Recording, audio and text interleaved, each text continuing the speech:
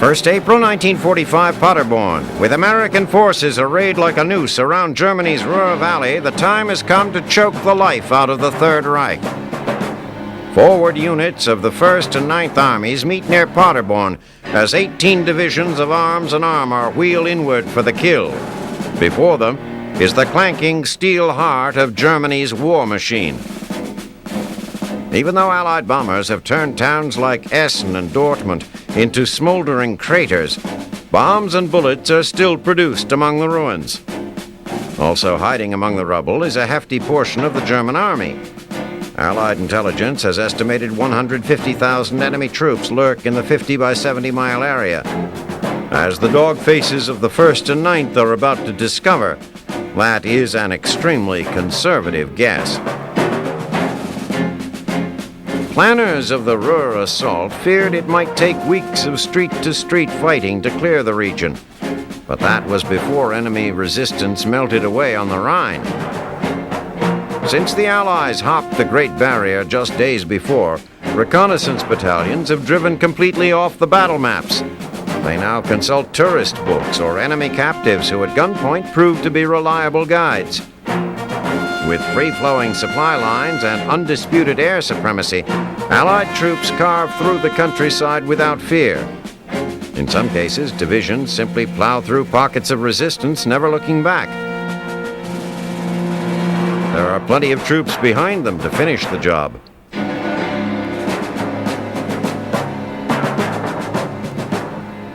Back at Allied Supreme Headquarters, General Eisenhower is damned by his own good luck.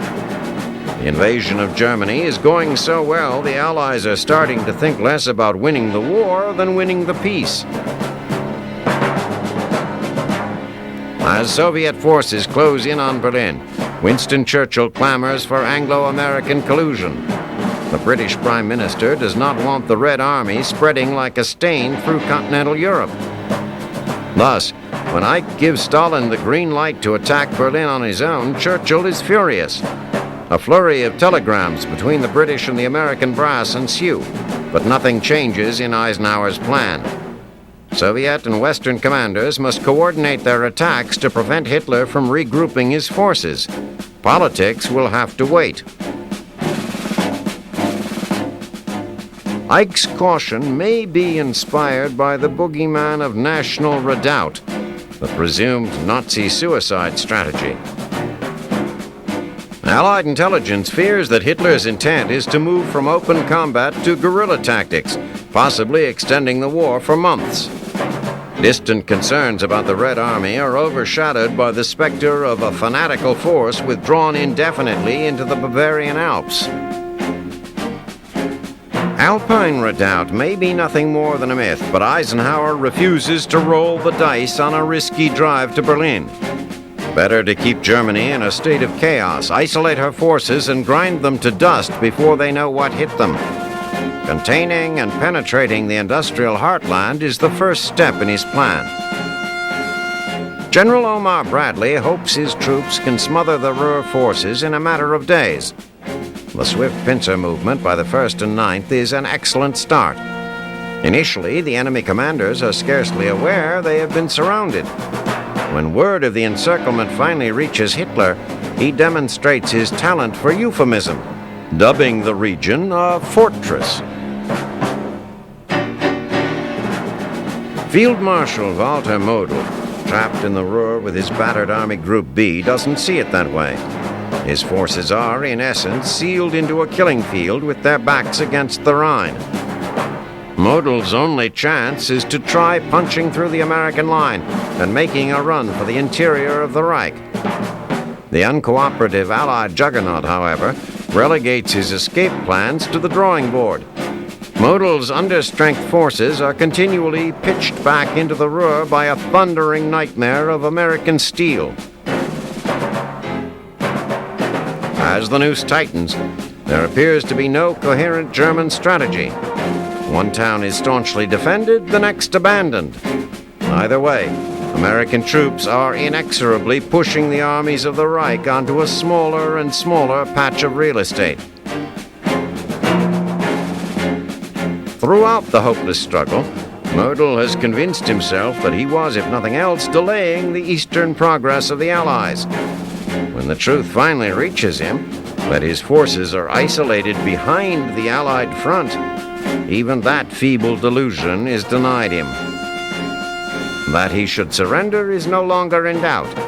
It is the only sane response to his situation. But as his Führer demands a fight to the death and his troops scramble in disorder, the question has become, how?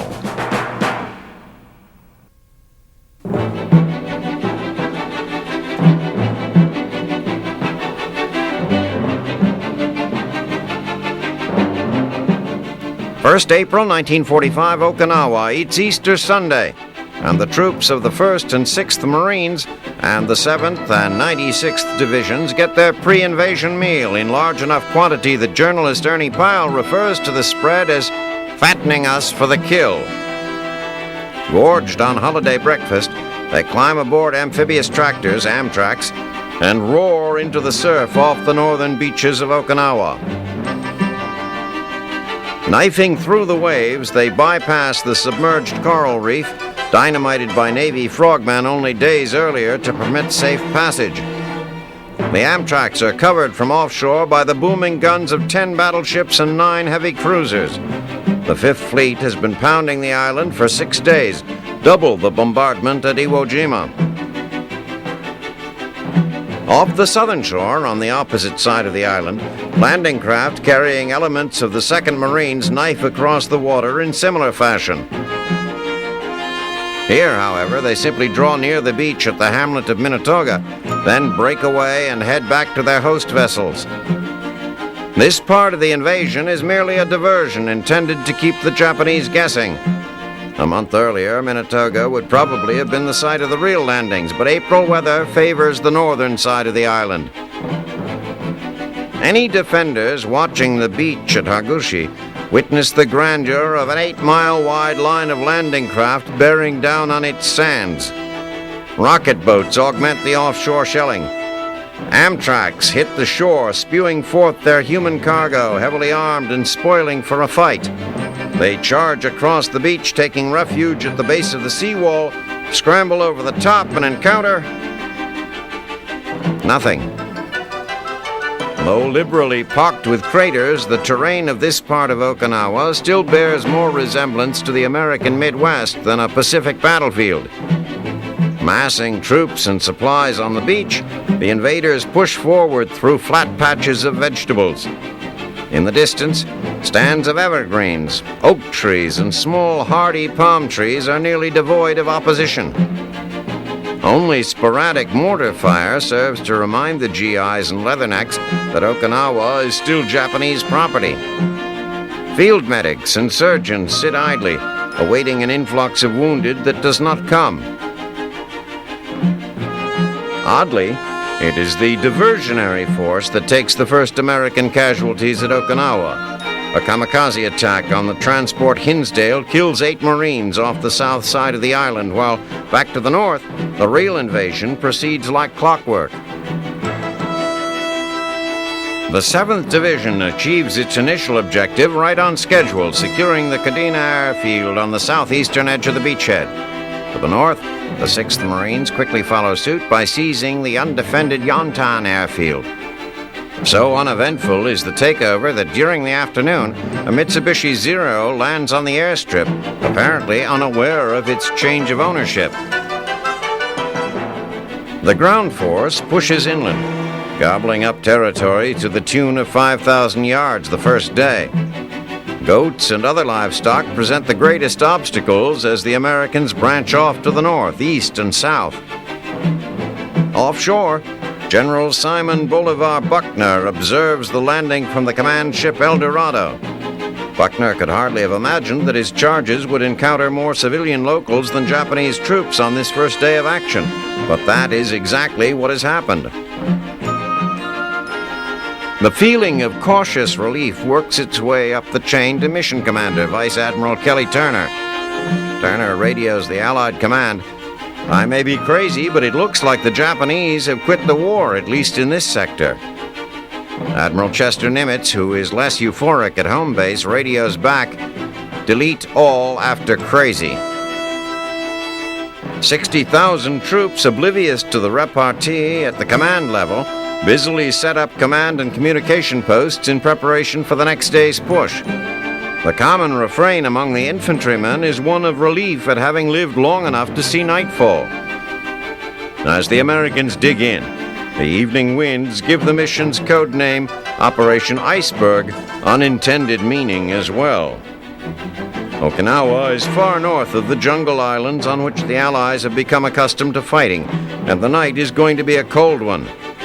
For the moment, however, there is much to be thankful for. The first day of the Okinawa invasion passes with only 28 deaths, making it a happy Easter for most. Now they can only hope that on this April Fool's Day, the joke is not on them.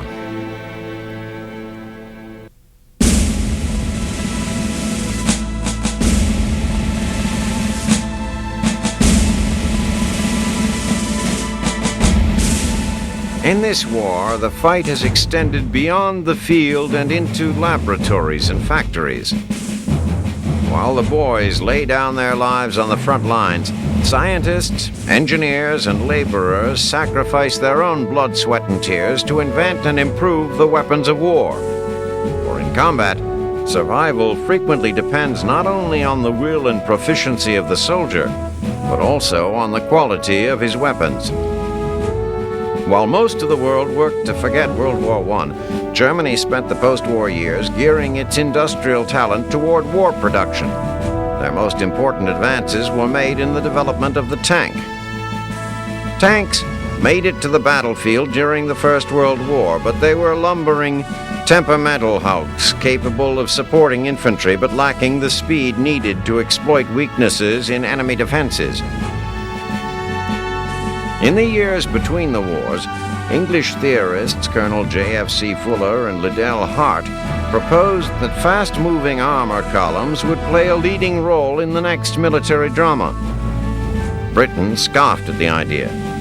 German General Heinz Guderian did not. Soon, larger and faster tanks rolled out of German factories, each a valuable brick in the foundation of Blitzkrieg. By the start of World War II, the Germans had developed the Panzer III. With a 37mm gun, this tank was the first to pose a direct threat to opposing armor. Encouraged by the prowess of the Panzer III during the Blitz through Poland, the Germans hurriedly manufactured what would become the workhorse of their armored divisions, the Panzer IV. When the Panzer IV was introduced in 1940, it was the most advanced tank in the world.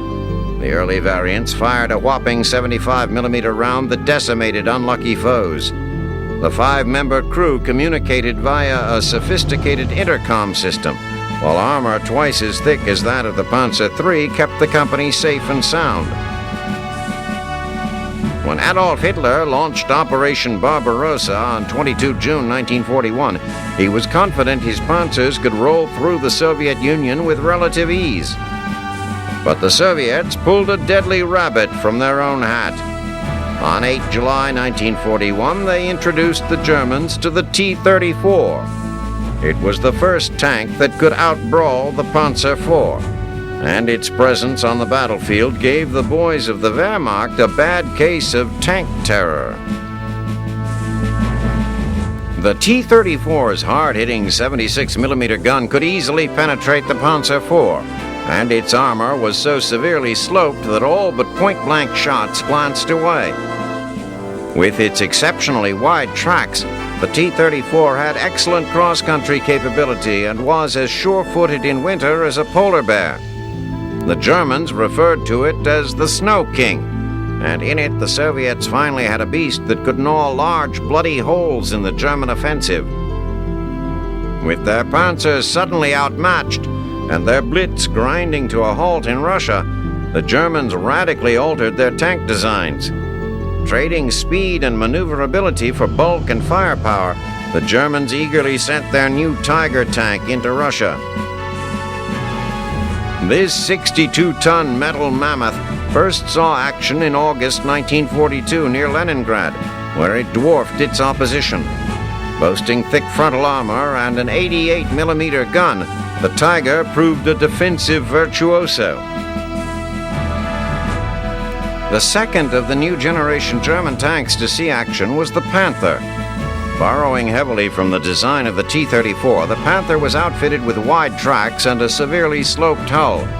Its high-velocity 75mm gun was a formidable weapon, and its highly advanced suspension gave it the agility of a sprinter, despite its 50-ton bulk. The early Panthers, however, did have weaknesses. Problems stemming from their hurried production turned their eagerly awaited debut at Kursk into a debacle. Performing more like lemons than like ultimate fighting machines, many Panthers broke down before entering battle. While the Germans tore about in their thick-skinned monsters, bullying neighboring countries, Allied armies relied heavily on the M4 Sherman medium tank to stem the tall tide of tyranny. But the M4 could not compete with the design brilliance of the Soviet T-34 or the awesome firepower of the German Panthers and Tigers.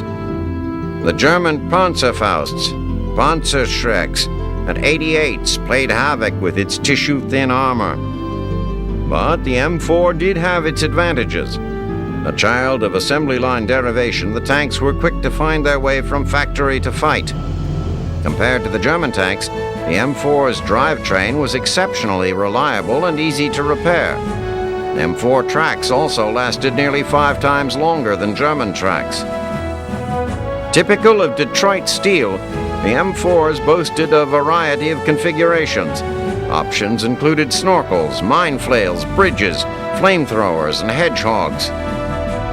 However they are outfitted, whatever mission they perform, leading the offensive or protecting the infantry, the tank has no equal on the battlefield. Quick, deadly, and versatile, tanks have modernized an old role in warfare, becoming the steely steeds of the cavalry, the new workhorses of war.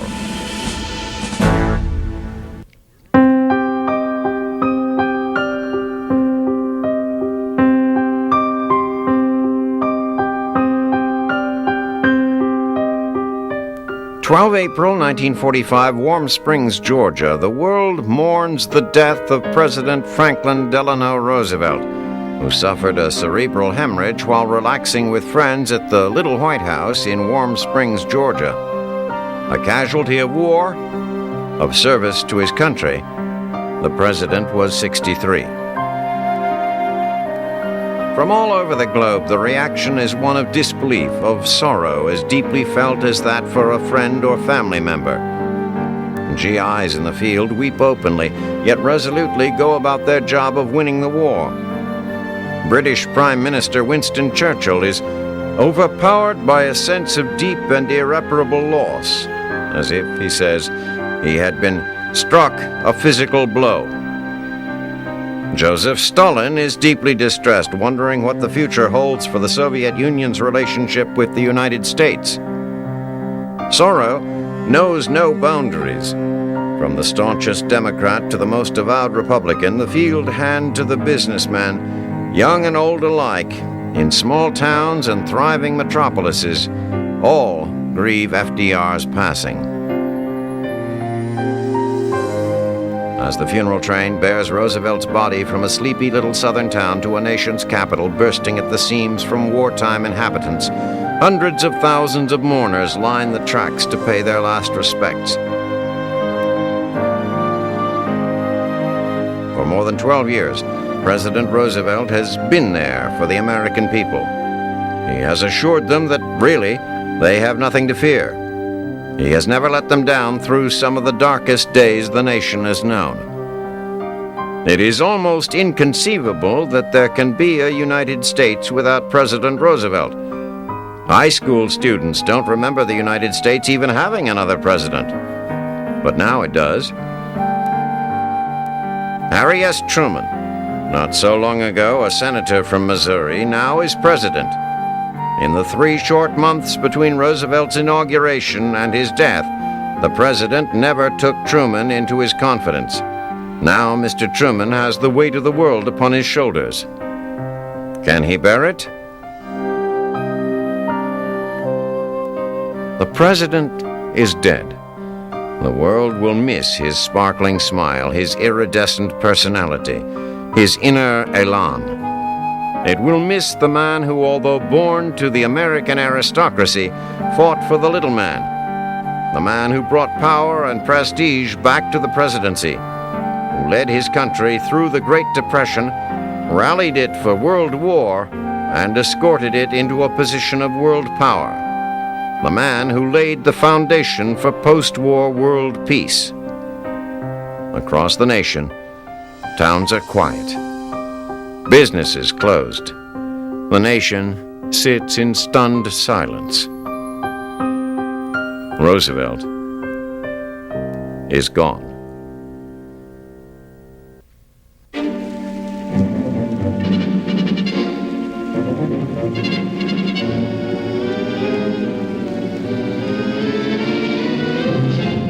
April 1945, northern Italy. On a beautiful day with soft breezes and sunshine, German troops defending Italy enjoy what they think is a routine morning. They have no way of knowing they are about to learn an entirely new routine. At midday, a mighty throbbing fills the air as the Allied drive for the rest of Italy begins.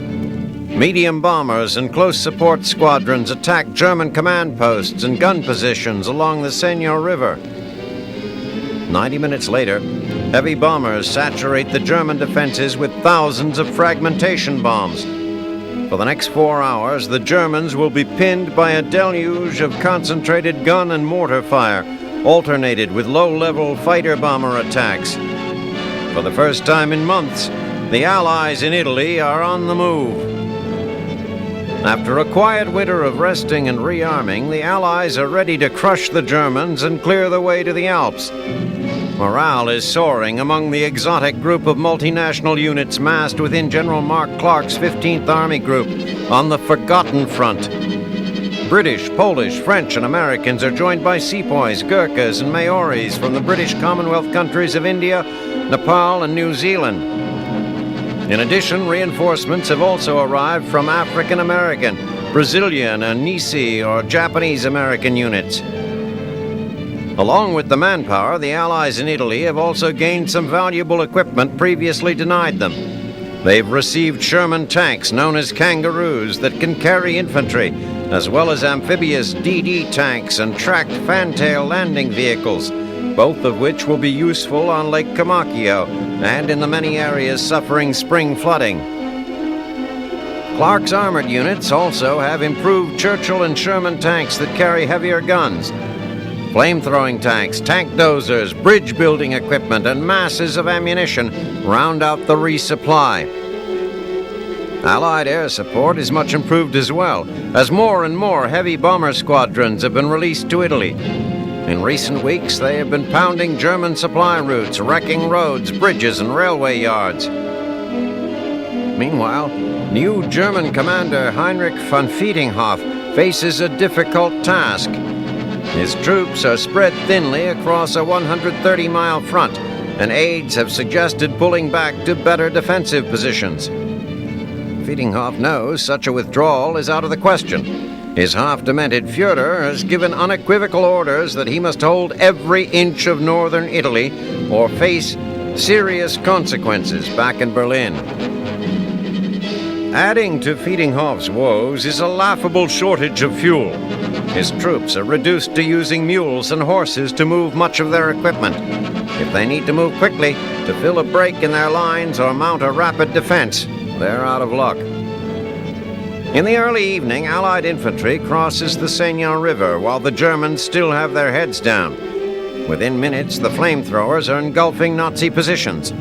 At first, the Germans are too stunned and terrified to offer much resistance. In fact, the heaviest Allied casualties are suffered by Polish units who are inadvertently bombed by Allied planes. In addition, their portion of the river is heavily mined.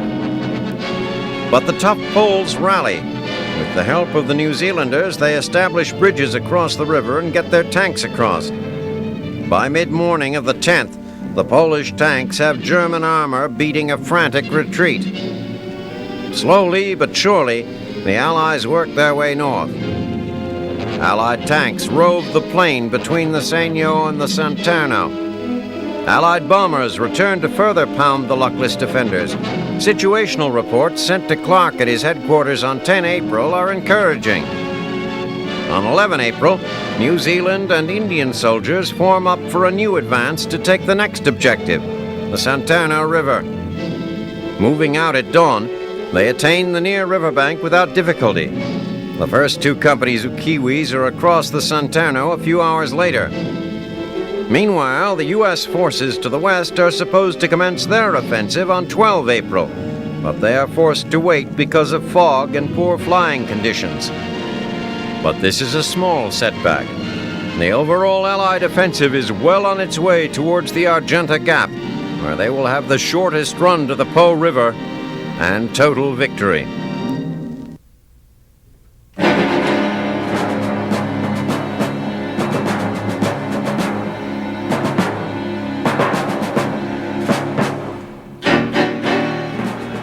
April 1945, Okinawa. The enlisted men knew it was too good to be true.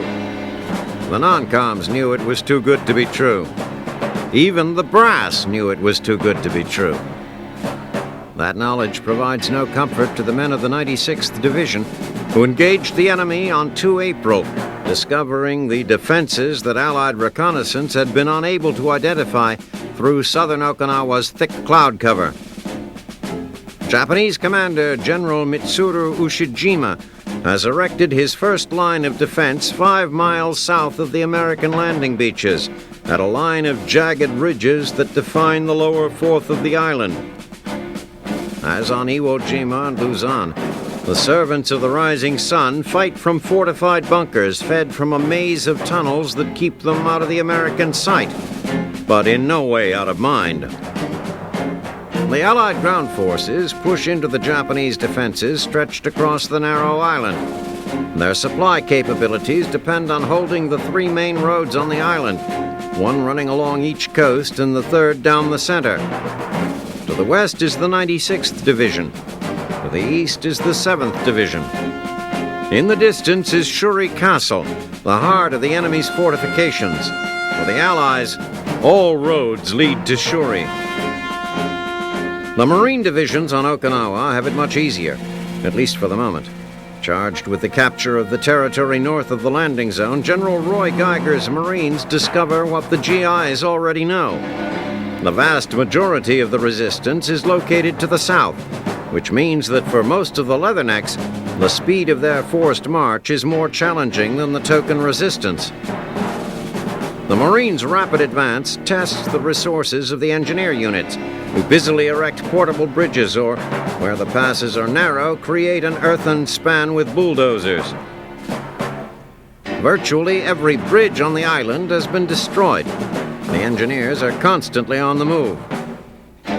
Meanwhile, the 96th Division pushes slowly down the western side of the island, its advance slowed both by the opposing forces and the craggy terrain, dotted with crevices that form natural tank traps.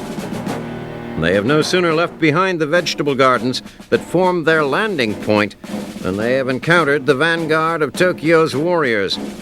With dozens of vantage points from which to fire upon the Americans, Ushijima's men negate the superior firepower of their attackers. American armor, in particular, suffers at the hands of skilled enemy gunners.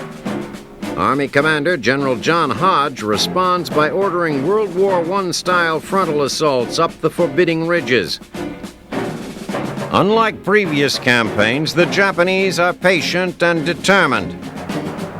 Ushijima's Chief of Staff, General Isamu Cho, lobbies for the infamous Banzai Charge. The senior general, however, has learned from bitter experience and is resolved to wear the Yankees down. He hopes to impose enough attrition on his adversaries to bring a quick end to the battle. Offshore, the Western Brain Trust looks upon the situation disappointed but unsurprised. It is now apparent that they are not going to secure their first chunk of Japanese real estate without incurring significant losses. This development troubles Ground Commander General Simon Buckner, who is already concerned for his supply lines and struggling to keep the Allies fully armed. Frequently running short of grenades and satchel charges to root out the dug-in enemy, Buckner's GIs improvise by slamming the heads of mortar shells against rocks to release their firing mechanisms and lobbing the shells over the craggy ridges. This innovative twist on the expression long bomb lets Uncle Sam's forces stretch their resources and keeps the Japanese on the defensive. However, the Empire still has a trick or two up its sleeve. Just after dawn on 7 April, the last of Hirohito's battleships, the Yamato, cruises into tracking range of the Yankees, 250 miles north of Okinawa. The Yamato is the world's largest battleship, plated from end to end with 16-inch thick armor and armed with 9 18-inch guns. Its mission is to draw off Vice Admiral Mark Mitcher's fast carrier group and their fighter escort, opening a path for Japan's remaining kamikazes. The Yamato carries enough fuel only to reach Okinawa. Mitcher counters the huge gunboat with a swarm of Helldiver bombers and Avenger torpedo planes, more than 350 in all. Under rainy skies, they torment the dreadnought, finally sinking it. Most of the battleship's destroyer escort is similarly dispatched. A bomber strike on the Navy carrier Hancock is the only significant Japanese accomplishment of the day. For the ground troops on the island, the failure of the kamikazes is one less thing to worry about, if in fact they have time to consider it at all. Their work has just begun in earnest, and to a man, they know the worst is yet to come.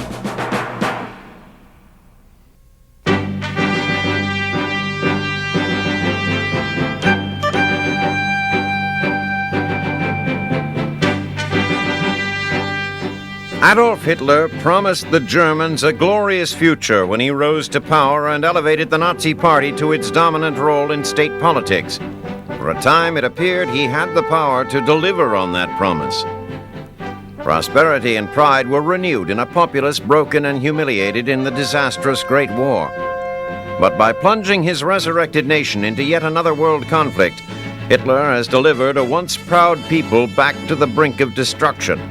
Worse, he has marked them forever with the guilty, blood-red stain of evils committed in their name. By the time Germany initiated hostilities in 1939, Hitler's popularity was immense, riding a wave of economic growth and heady nationalist fervor. There was no spectacle like those the Nazis could stage. Seas of smartly uniformed troops marched with precision in flag-waving parades. Impassioned speeches flowed forth from the Fuhrer.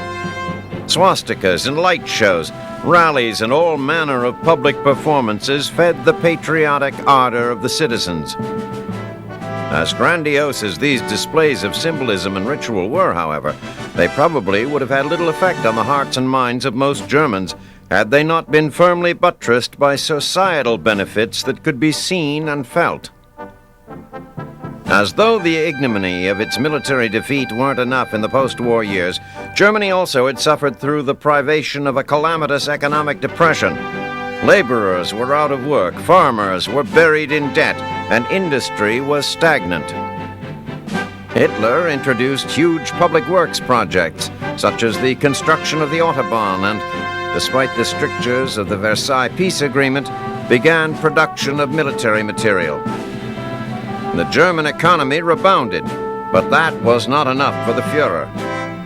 Through the strength of the Nazi Party, he began promulgating the policies of anti-Semitism, Aryan superiority, and the need for living space, which he intended to gain by seizing nearby territories. Hitler prepared the home front for war as carefully as he prepared the military, and he began with the children. Consolidating all German clubs for young people into the Hitler Youth Program, boys and girls ages 10 to 18 years were thoroughly indoctrinated with the Nazi ideology. Through this organization and in school, young people learned about German greatness. They camped, played military-style games, competed in contests that challenged both physical and mental fitness, and gradually imbibed the more insidious Nazi teachings against Jews and other undesirables that threatened German racial purity. Hitler not only molded the minds of a generation, he established a police force to make sure that doubters and dissidents were silenced. Heinrich Himmler commands the Nazi armed guard known as the SS, and Reinhard Heydrich took over the intelligence service and Gestapo unit. Even loyal citizens learned to be discreet in their speech in order to avoid being questioned, or worse, for treasonous utterings. When the German blitzkrieg seemed all but unstoppable, morale was high among the people. But as Britain refused to fall and Hitler opened up the Barbarossa campaign in Russia, the cracks began to show. The government asked citizens to give up their warm clothing to send to German troops enduring the harsh Russian winter, signaling to the people an early failure of military readiness. At home, their own clothing ration cards became useless as there was nothing to be had in the stores. The first food crisis hit when even the normally abundant potato crop failed. Although many women took over farming jobs, there were not enough workers to harvest the potatoes before they were frozen in the ground. By early 1942, both British and American bombers began appearing with more regularity over cities in the Reich. Lübeck was the first city to go up in flames due to saturation bombing. Air raids have become the norm for most urban Germans as the frequency and ferocity of the attacks has steadily increased. After the tremendous loss at Stalingrad in 1943, the German people began to see defeat as a very real possibility. Joseph Goebbels worked the German propaganda machine overtime, attempting to quell the tide of rising fear. For his part, Hitler began to intimate that the Reich's citizens would be to blame if the war effort failed, because they did not show enough loyalty and sacrifice. The government has been actively recruiting women for work in the factories since 1941, but the initiative has been largely unsuccessful. Germany's women have been schooled well in Nazi doctrine that urged children, church, and kitchen as the only proper feminine spheres of activity. When the government began conscripting women for the workforce in 1943, they still resisted, taking advantage of every exemption open to them, especially that of becoming pregnant. Children, too, have been subject to the pull of the state. The Hitler Youth Organization volunteered 6 million of its members aged 10 to 15 years old. Even so, the burden of production has fallen on a sizable force of foreign forced labor from occupied territories, prisoners of war, and the slave labor of imprisoned Jews. With every available male sent to the front, women, children, and the elderly have been recruited for quasi-military jobs, including anti-aircraft duty. Operating searchlights, detecting planes, and manning the guns are hazardous tasks, sometimes undertaken by civilian women and children as young as 11 or 12 years old. With Russian troops advancing from the east and GIs and Tommies making inroads into Western Germany, the fatherland citizens have inherited the wrecked dream of their beloved Führer. Germans haunt their ruined cities like ghostly fugitives, or litter the roads in ragtag remnants fleeing the Soviet scourge. When they pick through the rubble of their lives, what will they find of Hitler's grand schemes? Perhaps the shattered landscape provides the only possible recompense for promises built on a foundation of unbounded arrogance and unimaginable hatred.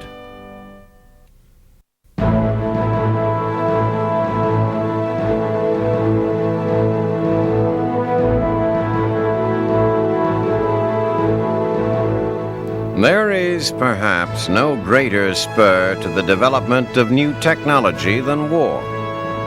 In the desperation of battle, ideas that would be dismissed in less trying times as impractical or even impossible are tried and found to have merit. Certainly, one of the enduring legacies of World War II will be its contribution to engineering. Aircraft are being developed that, in the post-war world, will change the way mankind travels. Means of communications are being researched that will shrink the globe into what will be, in effect, a single village.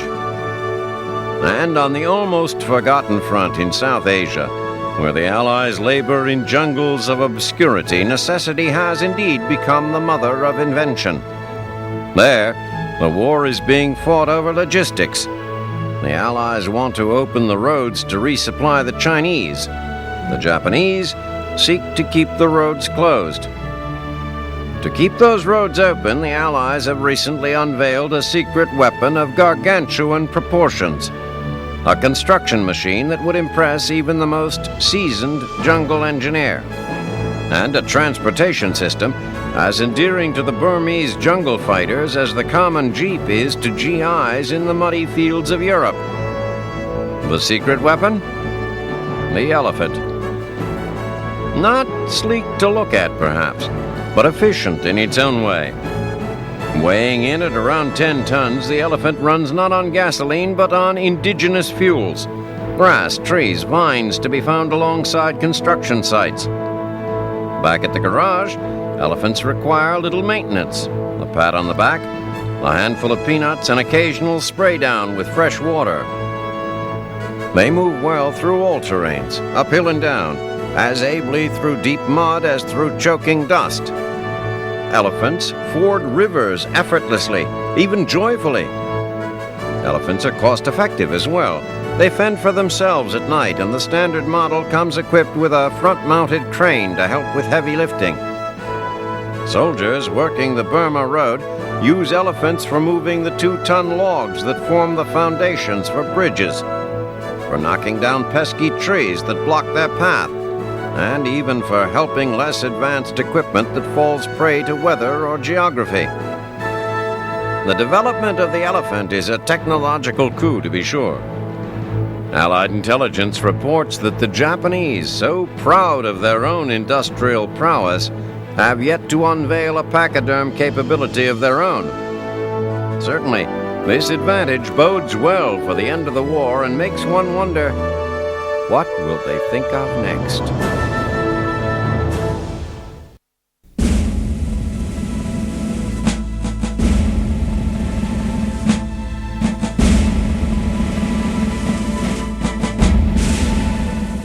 April 1945, northeastern Italy. The Allies grind ahead relentlessly in their drive to round up and destroy what's left of the German army in a triangle near the top of the boot.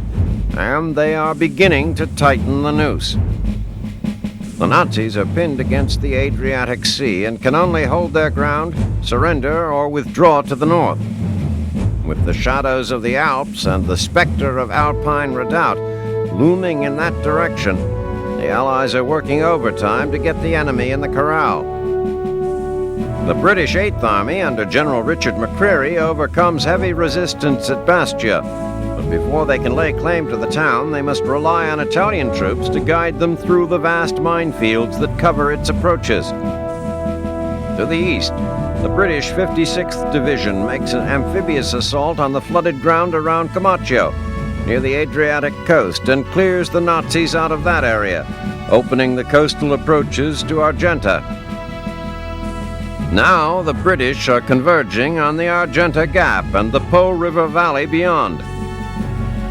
Meanwhile, on 14 April, after 2 days of frustrating delay, a heavy fog lifted, allowing Allied forces to resume operations. With the planes flying again, U.S. ground forces begin their push to drive the Germans from the hills south of Bologna. Despite a 35-minute barrage by upwards of 2,000 artillery pieces, the enemy gives no quarter. With ringing ears and rattled nerves, the Germans emerge from their dugouts to rake the advancing GIs with curtains of machine gun fire. The battle rages day and night, but after 3 days, the Americans, led by the 10th Mountain Division, have only advanced 2 miles. One German commander remarks that his men have the outlook of neither fear nor hope.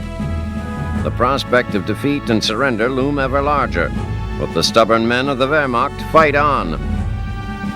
For 2 days more, the foes pound one another's positions before the 10th Mountain achieves a breakthrough to the west, and the Germans are forced to retreat to avoid being outflanked. Quick to take advantage of their success, the Americans descend onto the plains below Bologna and race north to the city. Their primary objective is the vital highway known as Route 9 that runs through the town. As the advance begins, General Lucian K. Truscott, the U.S. Fifth Army commander, bets a bottle of scotch that his troops reach the road by 1 p.m. He loses the bet when the first soldier arrives at 2:30. The British, meanwhile, have advanced all the way to the outskirts of Argenta, where German resistance has stiffened on the north side of the Fossa Marina Canal. Getting into Argenta is not easy.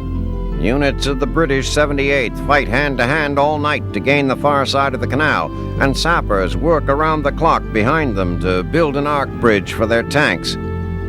It takes 2 days for the British to capture Argenta. By that time, there is little left but rubble. Even as the Nazis pull out, the British continue to advance right behind them, making for Ferrara, the last town before the Po River. For the ragtag remainder of the once mighty Wehrmacht trying to slip the Allied noose, options are dwindling.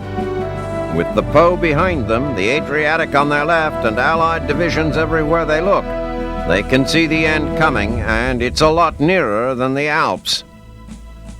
As the Americans nip at the heels of the retreating Germans, they ask the Italian civilians they encounter where they are. "All gone," is the excited reply. "The Germans are all gone."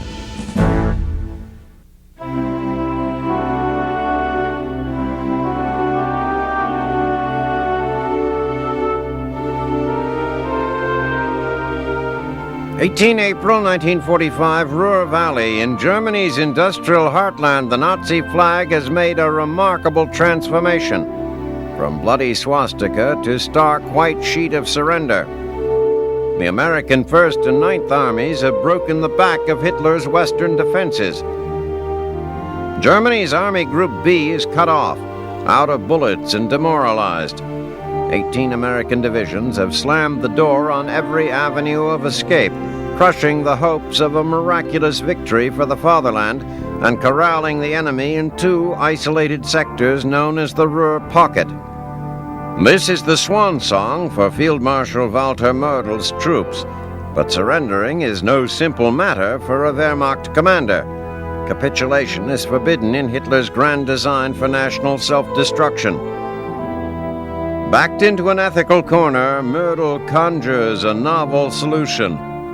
He orders the dissolution of Army Group B and tells his soldiers to go home to their families. Suddenly, the landscape is swarming with would-be prisoners of war, many of them actively seeking out their captors. Allied intelligence had anticipated some 150,000 enemy troops in the Ruhr Valley, but it's clear some new calculations are in order.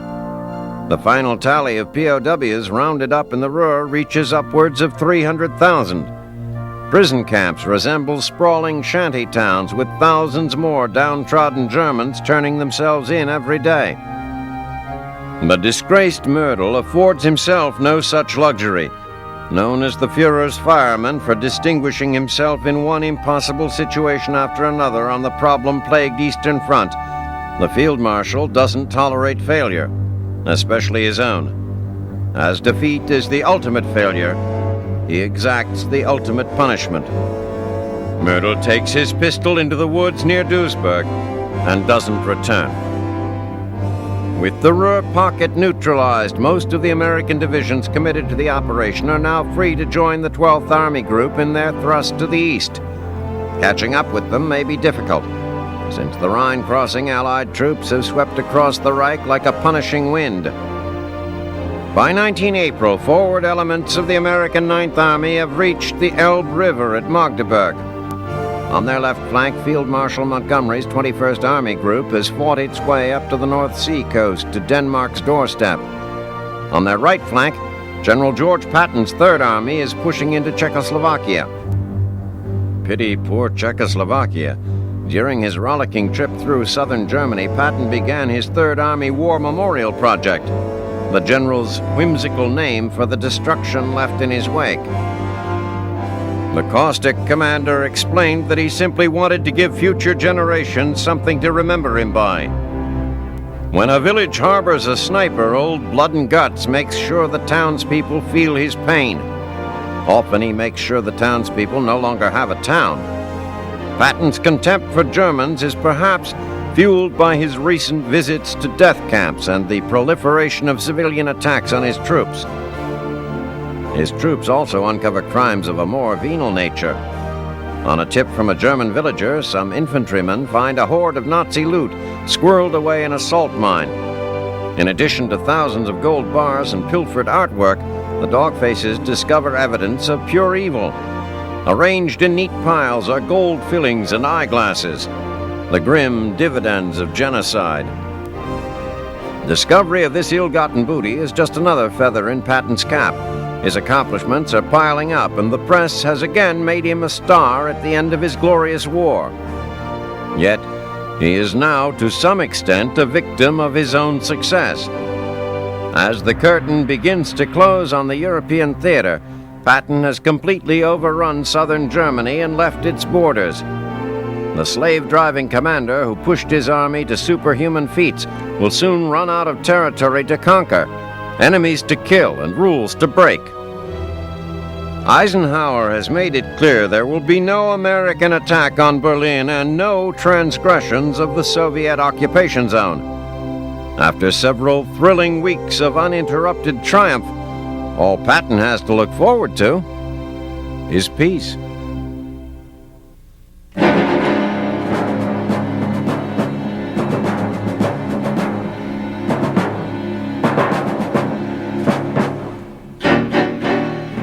April 1945, Okinawa. The medics serving the 96th Division probably know better than anyone the extent of the difficulties the GIs face along the rough expanse of Kakazu Ridge. They have had their hands full with casualties since the Yanks reached this landmark. The otherwise unassuming 1,000-yard stretch of coral spanning half the island's width at the top of its southern promontory has been fashioned by the Japanese and their local conscripts into a petrified death trap. Firing on nearly invisible targets, the frustrated Americans dodge a harrowing crossfire of machine guns and heavy mortars. The men of the 96th remain pinned down like olive-drab butterflies, a still life from which neither advance nor retreat is an easy option. The GIs absorb losses, but manage to inflict as many or more upon their tormentors. Impervious even to offshore bombardment from the USS Colorado, Hirohito's helpers are hopeless, but by no means hapless. Resigned to the fact of their death on this forsaken outpost hundreds of miles from home, they put up a determined fight to inflict as many casualties as possible on U.S. troops. The initial American assault on Kakazu on 9 April fails dismally. Lacking armor support because of a deep gorge in front of the ridge that makes tank movement impossible, the 96th storms the enemy in an early morning raid that withers in the face of repeated Japanese counterstrikes. The seesaw battle ends with neither side able to gain ground. More than 300 casualties provide a stark tribute to the effectiveness of the island defenses. By late afternoon, it is clear that the Americans must develop a new approach. As the troops lick their wounds, their commanders confer. Their new plan is as elegant in its simplicity as it is unwieldy in its execution. Whereas the previous day's assault was conducted as a surprise attack, the renewed battle is engaged with artillery blazing and reinforcements close behind the lead elements of the 96th. Again, the Deadeyes confront the nearly unseen foe, announcing their approach with a deluge of grenades and mortar shells. Again, the response is a shower of explosives. In the background, Allied cannons pound away in a steady rhythm, adding percussion to this dance of destruction. To call this an uphill battle painfully understates the scope of the fight. This time, the Yanks achieve and maintain a foothold just short of Kakazu's crest, enduring a steady hail of counterfire. Unable to dig into the coral for cover, Uncle Sam's boys are still at a disadvantage. 2 days of intense counterattack take their toll. By 13 April, the 96th has nothing to show for its 4 days of strife. East of Kakazu, the 7th Division has it only slightly better. Dodging fire from hilltop artillery positions, they advance in fits and starts, pushing 1,000 yards south before stalling outside the hamlet of Uki. Shortages of both manpower and ammunition plague the GIs, who find themselves biding their time in a defensive posture while waiting for fresh artillery and mortar shells. The repercussions from the loss of 2 ammunition ships on 6 April weigh heavily on American commanders.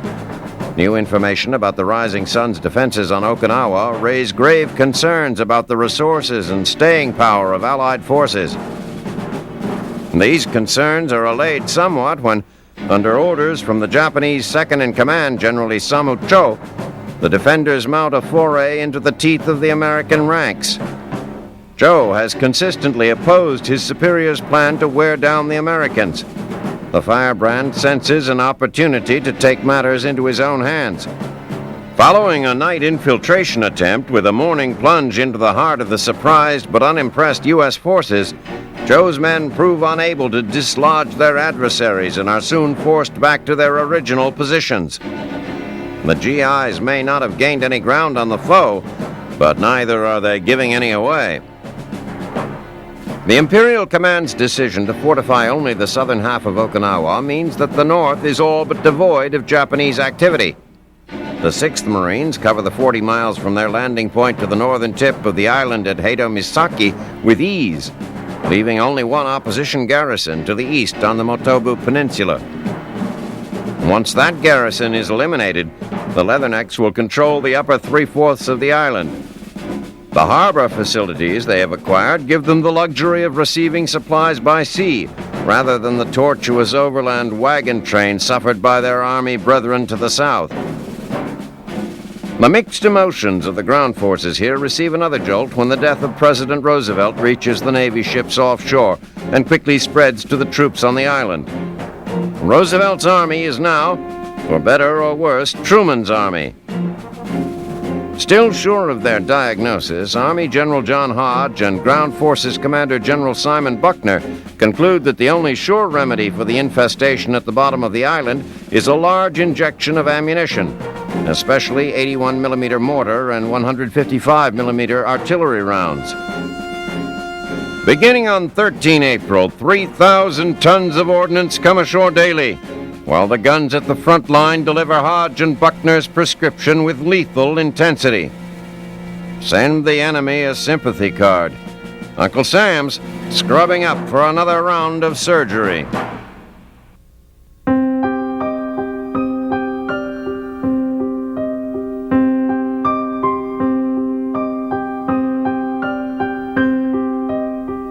April 1945, Buchenwald.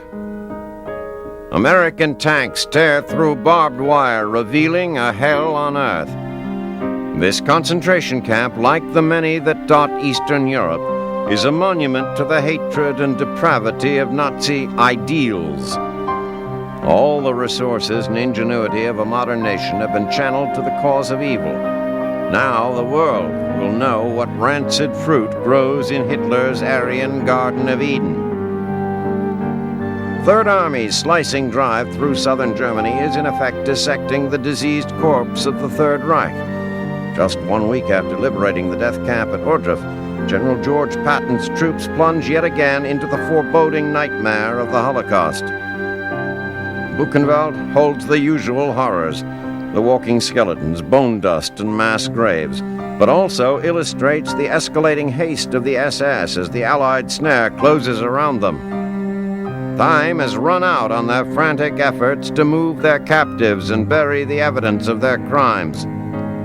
Some of the 20,000 inmates found at Buchenwald had just been moved to the camp after an arduous journey from the east. Forced to march in the dead of winter, many who started the trip never arrived. Many more died of typhus once they got there. Throughout the camp, emaciated corpses are stacked in piles like cordwood. The sad truth is Buchenwald was not even considered a death camp by the Nazis. And inmates with experience in other camps like Stutthof or Birkenau confirmed the relatively good survival rate here, where thousands upon thousands of Jews, gypsies, and other victims labored at local armament plants, forced at gunpoint to further the cause of Nazism. An average of 200 people died each day, according to the meticulously kept records in the camp's Totenbuch. While there was coal, corpses were burned. When the coal ran out, bodies were thrown in ditches and plowed over. In the final days, victims were simply left to rot in the sun. The gruesome spectacle of such camps inspires nausea even in Patton, who has shown a high tolerance for gore on the battlefield. Of course, battlefields do not produce the kind of calculated crimes and evidence at Buchenwald. Of the many outrages here, the disturbing hobby of the commandant's wife is enough to give pause to even the most callous combatant. Ilse Koch, known as the Bitch of Buchenwald, made ornaments and lampshades from human skin, preferably tattooed skin. To the soldiers, the camp was an otherworldly glimpse of suffering and despair. To the prisoners who spent months or years at the edge of the abyss, it is the prospect of freedom that is alien. Some are numb from their experiences, staring impassively at their liberators, as if the GIs were a hallucination. Others manage weak smiles or even salutes. It is soon discovered that these inmates were left behind after yet another grim exodus. There are few Jews among the survivors at Buchenwald. Those who had not been murdered were driven like cattle to Aschersleben and Schönebeck, camps further within the dwindling realm of Nazi control. Even in the face of imminent defeat, the oppressors had clung to their dream of extermination. Escape is not so easy elsewhere. To the north, where Field Marshal Bernard Montgomery's 21st Army Group has thrown the Wehrmacht into a tailspin, the SS has no time to cover its tracks. On 15 April, British tanks blast their way into the concentration camp at Belsen. The camp remains a battleground for 2 days, with British forces claiming its capture and SS guards maintaining partial control. As Allied reinforcements arrive in force, the Brits secure the camp and begin to investigate their horrible prize. Typhus has spread through the camp like wildfire, and the sick had been shut off in their barracks, left to die without even running water. Inmates who had avoided the deadly disease did not fare much better. The commandant had willfully starved some 70,000 people, all clogged into a camp designed for 10,000. Of that number, the British discover 30,000 inmates barely alive, and the dead bodies of 30,000 more. Despite desperate attempts to feed and treat the survivors, the death rate continues to soar after the camp is liberated. British soldiers burn down the disease-infested barracks of the camp. Nazi prisoners are forced to dig graves and tend to the dead. Film and radio reports of the atrocities play to outraged audiences in Britain and America. If anyone had questioned why young men were sent to fight and die on the battlefields of Europe, here is their answer. Other questions, ugly questions about the nature of humanity, defy such easy resolution. The horror of Hitler's crimes hangs like a black cloud over this great world conflict, even as the embers fade in the infamous ovens of genocide.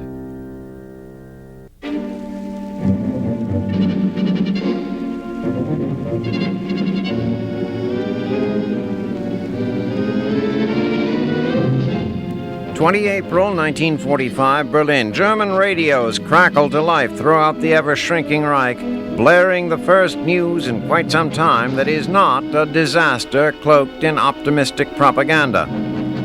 Today is Adolf Hitler's 56th birthday. While Der Führer and his troglodytic entourage celebrate some 50 feet below the Reichschancellery, surface-dwelling Berliners scramble about the ruined capital looking for anything resembling the necessities of life. As if hosting the occasional American and British visit from the air weren't enough, the citizens of this once proud capital are now forced to set yet another unwelcome place at their table. The Russian Air Force has dropped in. Elsewhere in the fatherland, matters are drawing quickly to a close. On 16 April, Marshals Georgy Zhukov and Ivan Konyev's 1st Belarusian and 1st Ukrainian fronts erupted from their bridgeheads behind a staggering artillery barrage. Stalin has carefully nurtured a rivalry between the two commanders, and both want to be the conqueror of the war's greatest prize, Berlin. With a big gun firing for every 13 feet of front, each commander is confident he can keep to his timetable. In conjunction with a third Soviet army group, Marshal Konstantin Rokossovsky's Second Belarusian Front, the Soviet army has more than 1.5 million men attacking on a front stretching from the Baltic Sea to the former border of Czechoslovakia. The job of stopping this juggernaut falls to General Gotthard Heinrizi, commander of Army Group Vistula. But even Heinrizi knows his mission is little more than a fantasy, since his best armor units have been sent to Prague to blunt an imagined Soviet attack there. Nevertheless, dogged resistance from several Vistula units stymies Zhukov's troops along the most direct approach to the German capital. But the massive Soviet freight train of men and materiel is not to be denied. Konyev's troops wheel north after achieving a breakthrough, and are now 25 miles from extinguishing the candles on Der Führer's birthday cake. After 2 days of fighting, Zhukov's army finally breaks through the defenses on the main passage to Berlin and resumes its advance. German defenders, irreparably shattered, simply have no place left to regroup and put up a coordinated defense. Nazi soldiers stand and die, or hurl themselves pell-mell toward the Western Allies on the Elbe.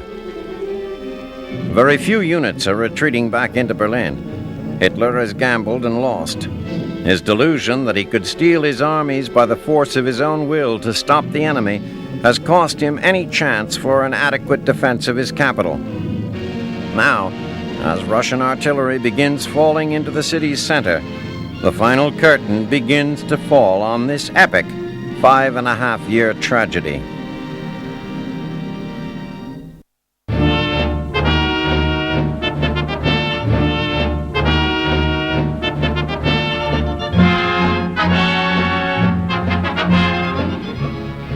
April 1945, Okinawa. Like Joe Louis in the middle rounds of a title bout, the American Army divisions contesting what has become known as the Shuri Line are looking to land a haymaker that will put the enemy away. The line is actually a series of circles centered in the southern third of Okinawa, at the heart of which lies Shuri Castle. Allied forces continue to punch away at the outer ring, waiting for a strategic slip by the Japanese that will give them a clear shot at the soft interior. For now, however, the castle looms like a heckler in the back row, an unreachable irritant. U.S. Army Commander General John Hodge comes out of his corner on 19 April with some extra muscle when his 27th Division takes a place on the eastern side of the Allied line. To their west are the 96th and 7th Divisions, which have absorbed some body punches from the foe but doggedly hold forth in the center of the ring. The Yanks concentrate heavy barrages of artillery fire on the well-entrenched Japanese, hoping to soften them up for a red, white, and blue knockout punch. But General Mitsuru Ushijima's fighters are no bum-of-the-month club. Written off by their own people and with nothing left to lose, the warriors weather the seemingly endless rain of shells from naval guns, army howitzers, and airborne bombers. If the Americans want Okinawa, they are going to have to shake off their fatigue and slug it out with their adversary. Kakazu Ridge, the focus of the Allies for well over a week, continues to confound Army strategists. Like a block of coral-encrusted Swiss cheese, its imposing expanse hides a network of holes, crevices, and tunnels, each of which must be inspected and secured. It'll take a lot more than a good cut man to fix the damage a hidden sniper can inflict. As the artillery pummeling subsides, the 27th moves into the position where the 96th stalled a week earlier. They discover to their chagrin that the enemy still plans on going the distance. The renewed assault on Kakazu is as unproductive as the first. The ground taken by infantry units with satchel charges supported by flame-throwing tanks is relinquished in the face of counterpunches from the reverse slopes of the bloodied hills. Mindful that the beach on the southern end of the island at Minatoga is still a potential landing site, Ushijima is content merely to hold his ground. Ushijima cannot afford to risk a potentially catastrophic change of plans. General Simon Buckner, the leader of the Allied ground effort on Okinawa, has rejected such a landing, unwilling to divide his supply line. From Buckner's newly established onshore command post 2 miles southwest of the Kadena airfield, he tracks both the Army units on the south end of Okinawa and the Marines who are putting to rest the last resistance in the north. The only Japanese fortification of note above the Shuri line is northwest of the island's main landmass on the Motobu Peninsula. There, Colonel Takahito Udo leads a 2,000-man hodgepodge of infantry, Navy troops, and local conscripts against the U.S. 6th Marines. Udo's defense is gritty, but situated atop the Yaidake Hills, it is vulnerable to encirclement. The Americans attack from both sides on the morning of 14 April, but despite superior numbers, they fail to overpower the defenders. The Marines attack repeatedly at close quarters for nearly a week, but Udo's forces are well dug in and lose only a handful of casualties at a time. At last, the action is hand-to-hand, and the ragtag defenders scramble for refuge in the wooded hills. Here, at least, Imperial forces are on the ropes. Offshore, the Yanks find what is left of Hirohito's air force has a glass jaw. A roundhouse combination of carrier-based fighter bombers, B-29s from the Marianas, and escorts flying from Iwo Jima belts the vulnerable airfield at Kyushu hard enough to stagger an already shaky attempt to mount a new kamikaze binge. On 16 April, pilots and flight crews who would ordinarily be bent on disabling Allied vessels find themselves covering up against an explosive uppercut. Many a bewildered airman finds himself seeing stars and stripes. Of the few kamikazes who do get off the ground, most find their trips coming to a premature end courtesy of Task Force 58's gunnery. The most significant American loss is that of the carrier USS Intrepid, which absorbs a hit severe enough to send it stateside for repairs. Several smaller ships likewise suffer the low blows of the Imperial Martyrs, but overall the Navy is merely bruised. Meanwhile, behind the lines on Okinawa, the refugee population swells to over 120,000. Luckily for the Americans, the farmland that dots the island has survived the invasion well, and there is abundant food for the natives without further taxing U.S. supplies. More troubling to the invaders is the question of dispatching the Japanese without causing even more suffering for the 300,000 locals who are not yet accounted for. First, however, Uncle Sam must watch out for his own. Many valiant troops, sadly, will not be leaving after the final bell. One of these is correspondent Ernie Pyle, who has been the eyes and ears of the war for millions of Americans back home. Observing the action on the tiny offshore island of Yashima, Pyle falls victim to a machine gun ambush. Others will step in to assume his role, but his wise and caring observations are irreplaceable. The loss of Pyle and hundreds of his less heralded brethren weigh on the minds of the GIs at the Shuri line on 19 April as they pound away at the Imperial Army's position. By day's end, however, both sides concede that neither will win this round. The knockout must wait for another day.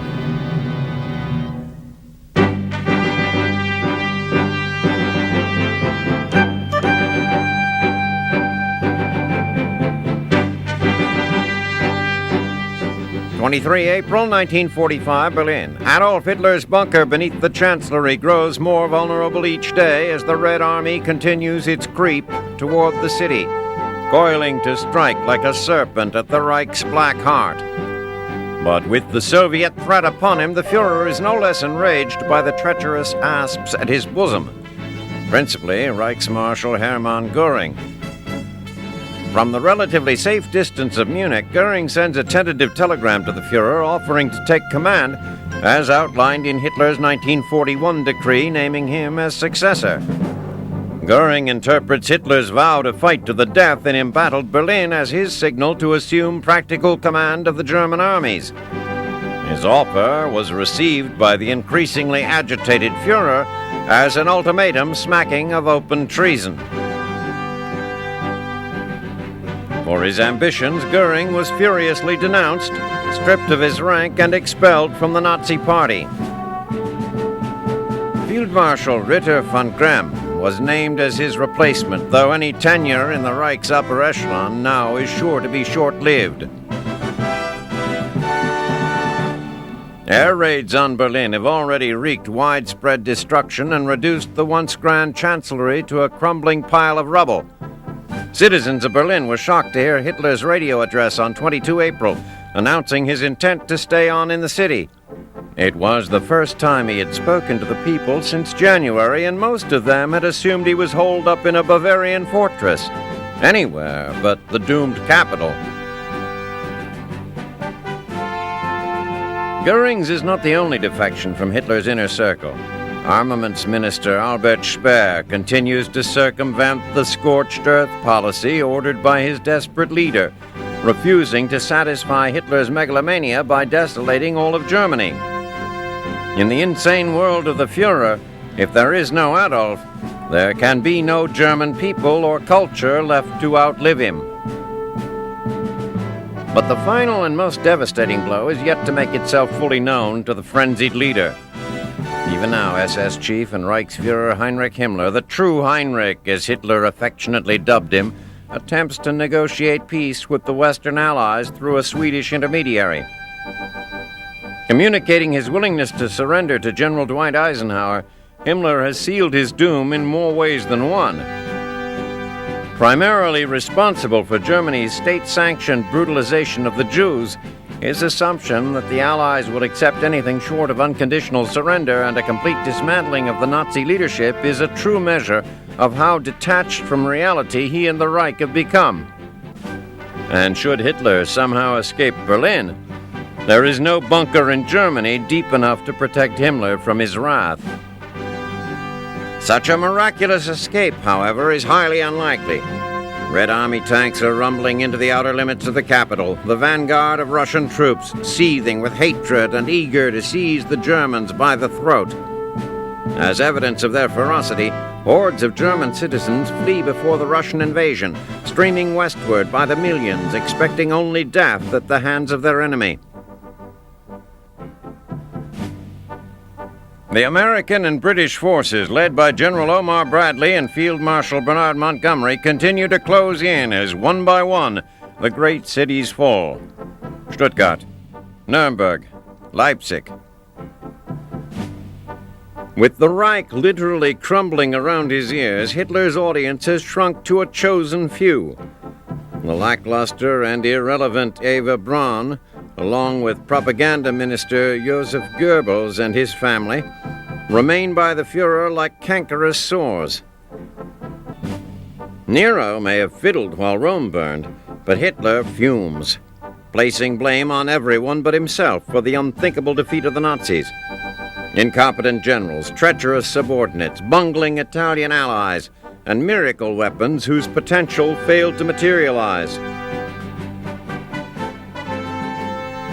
The end for Hitler is drawing nigh. Will the gathering destruction allow him even a glimpse of the nightmare he has visited upon millions of innocent people? The slain soldiers, murdered Jews, and terrorized populations of this vast war?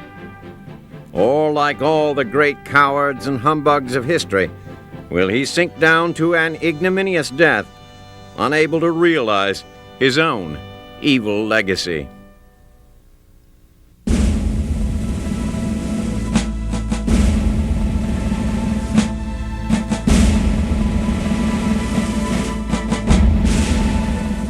Before the infamy of Pearl Harbor, Japan lived in the American imagination as a mysterious island country set in a sparkling sea. But romantic visions of ancient shrines and graceful women in flowered silk have been forever transformed by the fury of this war. Now, quite different images burn in the eyes of the West. A peaceful Sunday morning ripped apart by deadly explosions and a graveyard of smoking ships at anchor. Japan has waged a fierce, often brutal fight in the Pacific since the surprise attack that brought America into the war. And even as the Allies wrest one island after another from her desperate grasp, resistance remains strong. The land of the rising sun, convinced of its own superiority, battles on relentlessly, both in the fields of combat and on the home front. The demands of a wartime economy have set many ancient traditions aside. Japanese women have changed their kimonos for work clothes, leaving behind the strictly confined roles that have governed their behavior for centuries.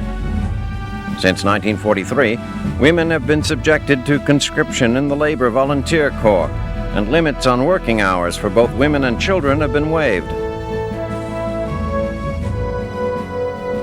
Supplying an army spread out through the Pacific, as well as a large domestic population, is a strain on the island's resources.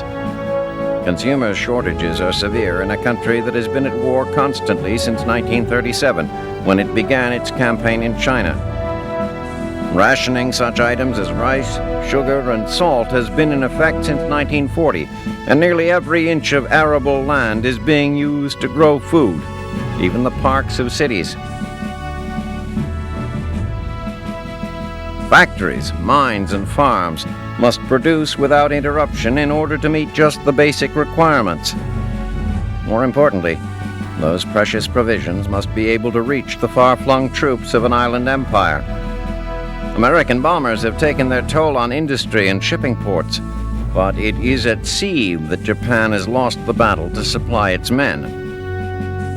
American submarines know where to find their prey, and the Imperial Navy's failure to implement a convoy system has doomed their merchant fleet to watery graves that now litter the Pacific floor. Food, medicine, and arms, bound perhaps for the Philippines, New Guinea, or Guadalcanal, very often never reach their destination. In 1943, the Army Minister placed even greater emphasis on military training in the schools. Everyone, including teenage girls, is drilled in civil defense measures, sometimes wielding sharpened bamboo sticks. Practice for air raids is also a routine, and many children have been evacuated to the countryside to keep them out of harm's way. War news is firmly controlled by the state. While the newspapers report the actions in Europe with a degree of accuracy, Japanese citizens are often shielded from the harsh reality of their country's setbacks. The Battle of Midway was portrayed as a victory against the Americans, and even Japan's leaders are sometimes swayed by their own ponderous propaganda. Basing their strategy on state-sanctioned wishful thinking rather than grim reality, military blunders are inevitable. But of course, few civilians ever find out about such disasters. Japan's martial atmosphere rings with slogans like 100 million hearts beating as one, and all the world under Japan's roof. Long gone are the days of peaceful pastimes when flower arranging and delicate artwork consumed men who are now fierce soldiers and suicidal pilots. Misty mountaintops now reach into skies that are filled with fire, and the gleaming waters hold battleships instead of fishing boats. The most important spiritual site in Japan is the Yakasuni Shrine, where citizens pay homage to the souls of soldiers fallen in the service of Emperor Hirohito. As the lost souls increase by the tens of thousands, Japan's citizens accept the necessity of sacrifice and loyalty, not only for the armed forces, but for themselves as well, because they continue to believe that victory is the only possible outcome of this great struggle. One credo the Japanese live by states that duty is weightier than a mountain, while death is lighter than a feather. Invasion looms like a dark specter in their midst, and the chilling philosophy of the Bushido Code lives in the hearts of all. Death, in the service of emperor and nation, is the only alternative to defeat.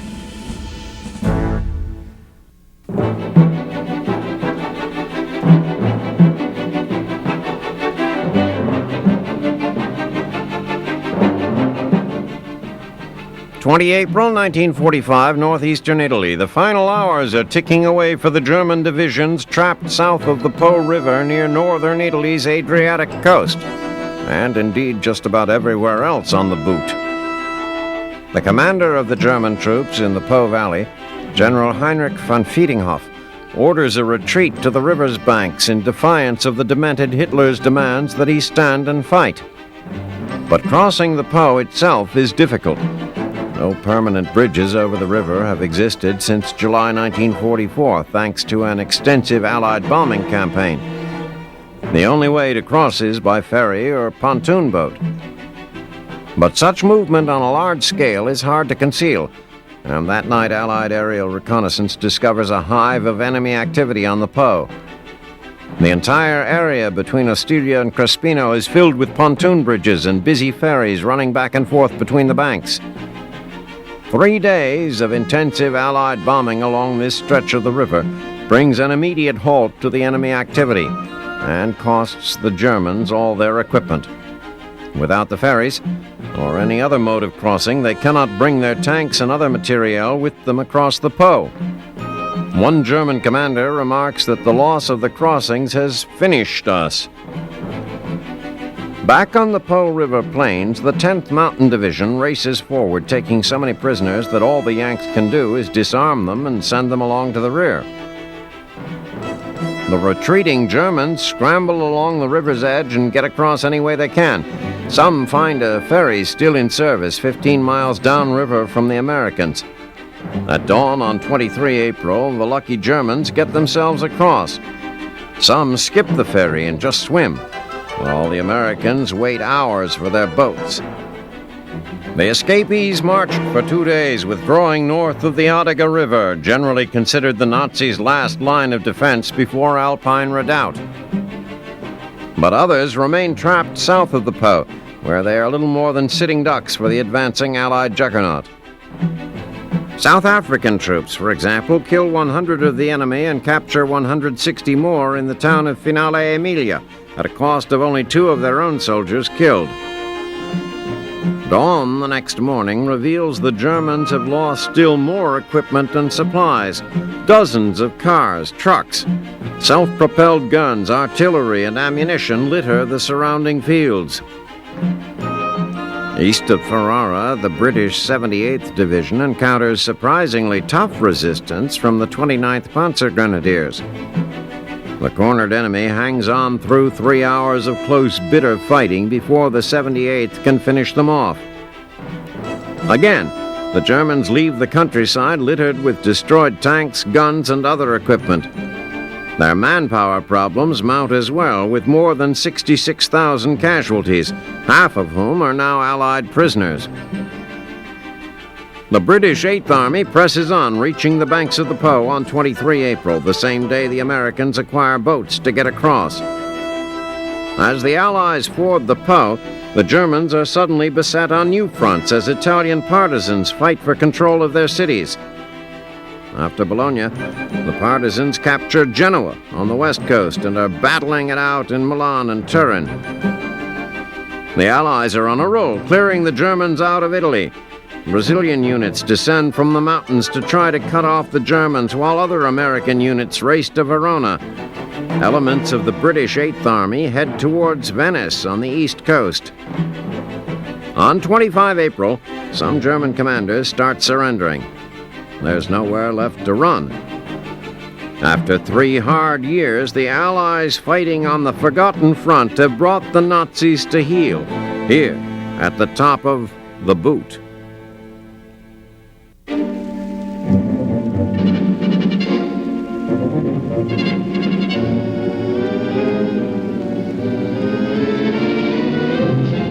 (22 April 1945, Mindanao. Elements of the American 8th Army under the command of General Franklin Siebert make an uncontested landing at Morro Gulf. The 31st Division advances inland behind reconnaissance forces already nosing down the Mindanao River in landing craft. The 2 groups expected to link up at Cabacan, a crossroads town in the heart of the island. Inland landing parties arrived on 17 April in the area of Parang on the eastern shore of the Gulf. They were greeted by Filipino guerrillas who had been operating in the region since March. Supported by both Marine and Air Force planes from bases in western Mindanao, the guerrillas had successfully secured an airstrip just up the coast near the town of Malabang and driven out most of the Japanese. Engineers immediately began converting the strip for use by Marine bombers. Although their main objective lies nearly 100 miles to the east on the heavily fortified Davao Gulf, the men of the 31st have chosen this route in the hope of striking the unsuspecting Japanese from the rear. They take the optimistically named Highway 1, which turns out to be little more than a cow trail through the center of the island. As the 31st Division drives cautiously toward the rendezvous point, where Highway 1 crosses the Mindanao River, they encounter only wrecked bridges left by the retreating Japanese. They pass through Fort Pickett, already secured by the river troops, and join their comrades at the Ser Highway Junction in Cabacan as planned. For the first time in their quiet journey, GIs come under scattered fire, but resistance is light and eventually melts away into the jungles. Their rapid advance across the peninsula has divided the retreating Japanese forces and opened the way for a two-pronged attack. General Siebert can afford to split his men, sending one division northward up the Ser Highway towards Makahalar Bay and the other east to encircle Davao City.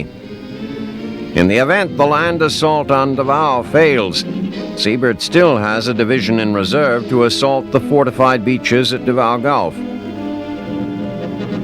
Mindanao's terrain is an intimidating mix of mountains, marshland, and rainforest, providing yet another diverse and dicey battlefield for American GIs touring the South Pacific. The Japanese are fighting a losing battle on Mindanao. Though holed up in strong defensive positions, they are pinned into these areas by guerrillas unable to maneuver and often cut off from vital supplies. Now, not only does the enemy face a ground attack by American forces, but Marine bombers are also standing by to pound them from above. Defeat looms before the Japanese like a beckoning ghost, but the way of the warrior is a narrow path. No surrender, no mercy, no other way but death to avoid dishonor.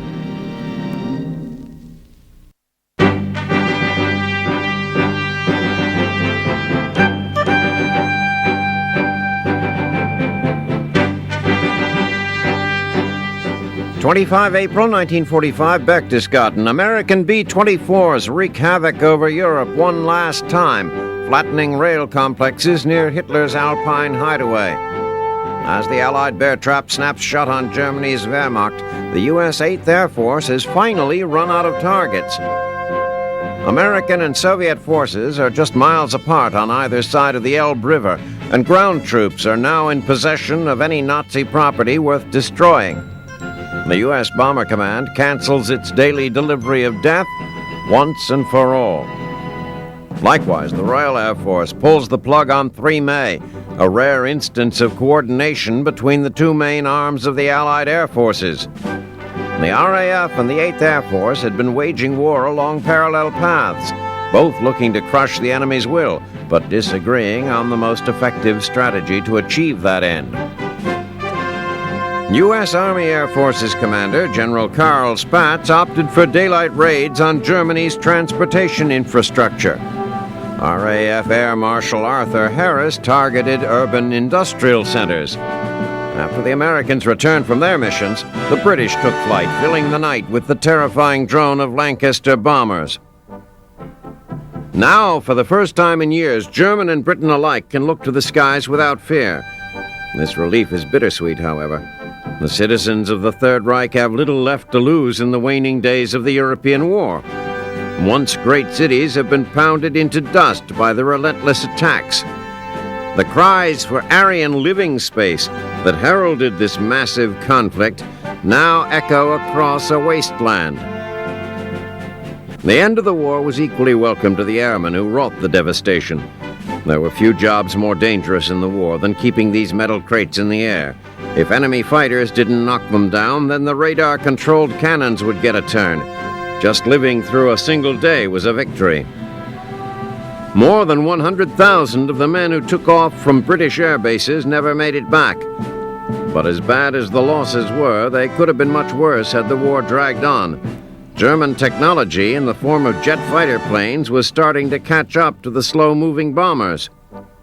However, the twin-engine Messerschmitt 262 was introduced late in the war, and the limited production capabilities of German industry kept the fighter from obliterating Allied squadrons.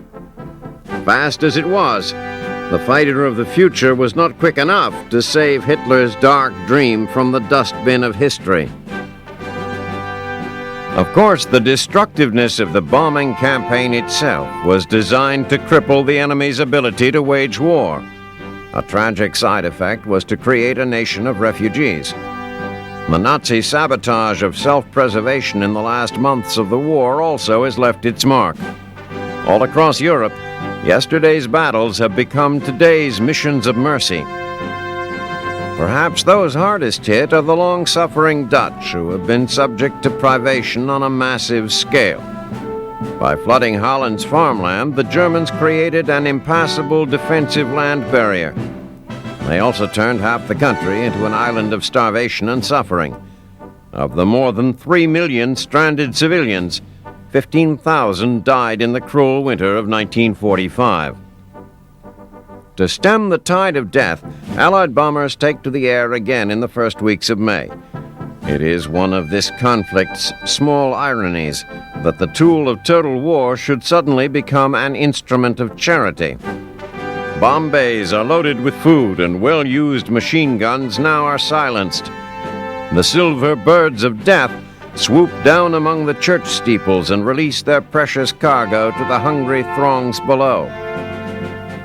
Holland is still occupied, but the guns of the Wehrmacht are silent. The war may not have officially ended, but the armies of the Reich have a new mission: survival.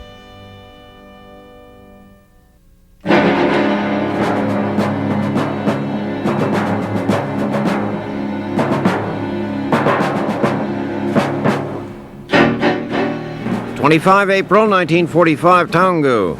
British 14th Army Commander General William Slim has likened the capture of Mandalay to kicking over an anthill.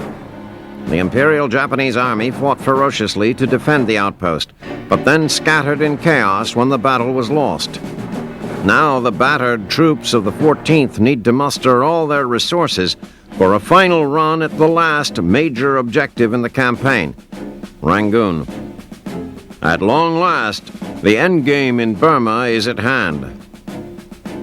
After many months of bloody jungle warfare, these veteran troops are poised to take advantage of a disorganized, directionless enemy.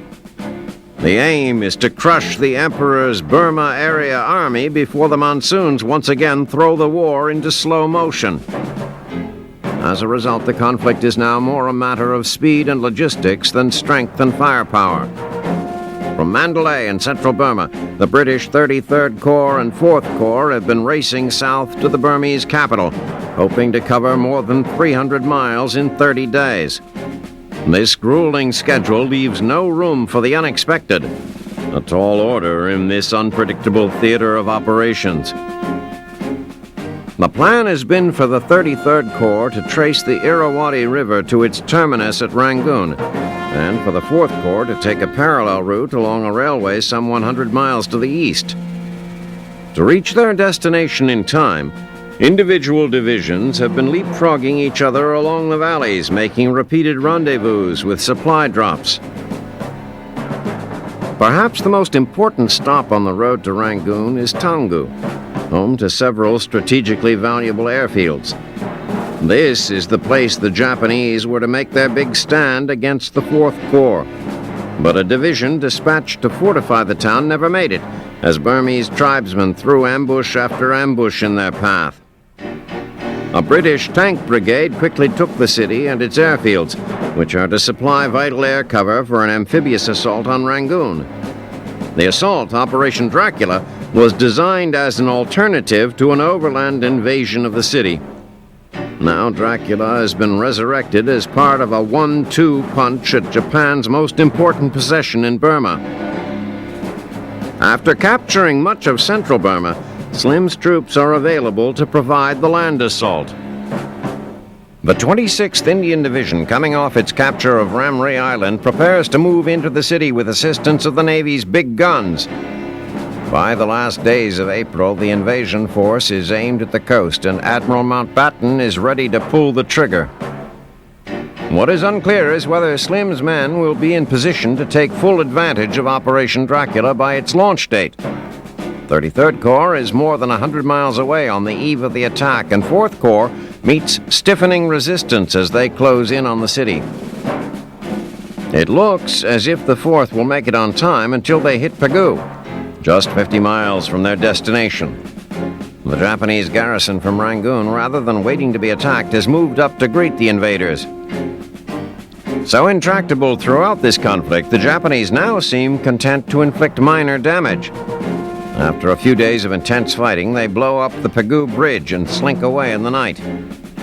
And so, with the path clear and Rangoon within their grasp, the 4th Corps begins to put down a Bailey Bridge for the final sprint to the coast. It has been an arduous campaign for the 14th Army, and its soldiers are ready for their final prize. But as the advance begins anew, the skies darken. The first drops of rain begin to fall as the clock ticks down on D-Day for Operation Dracula. Monsoon season has begun.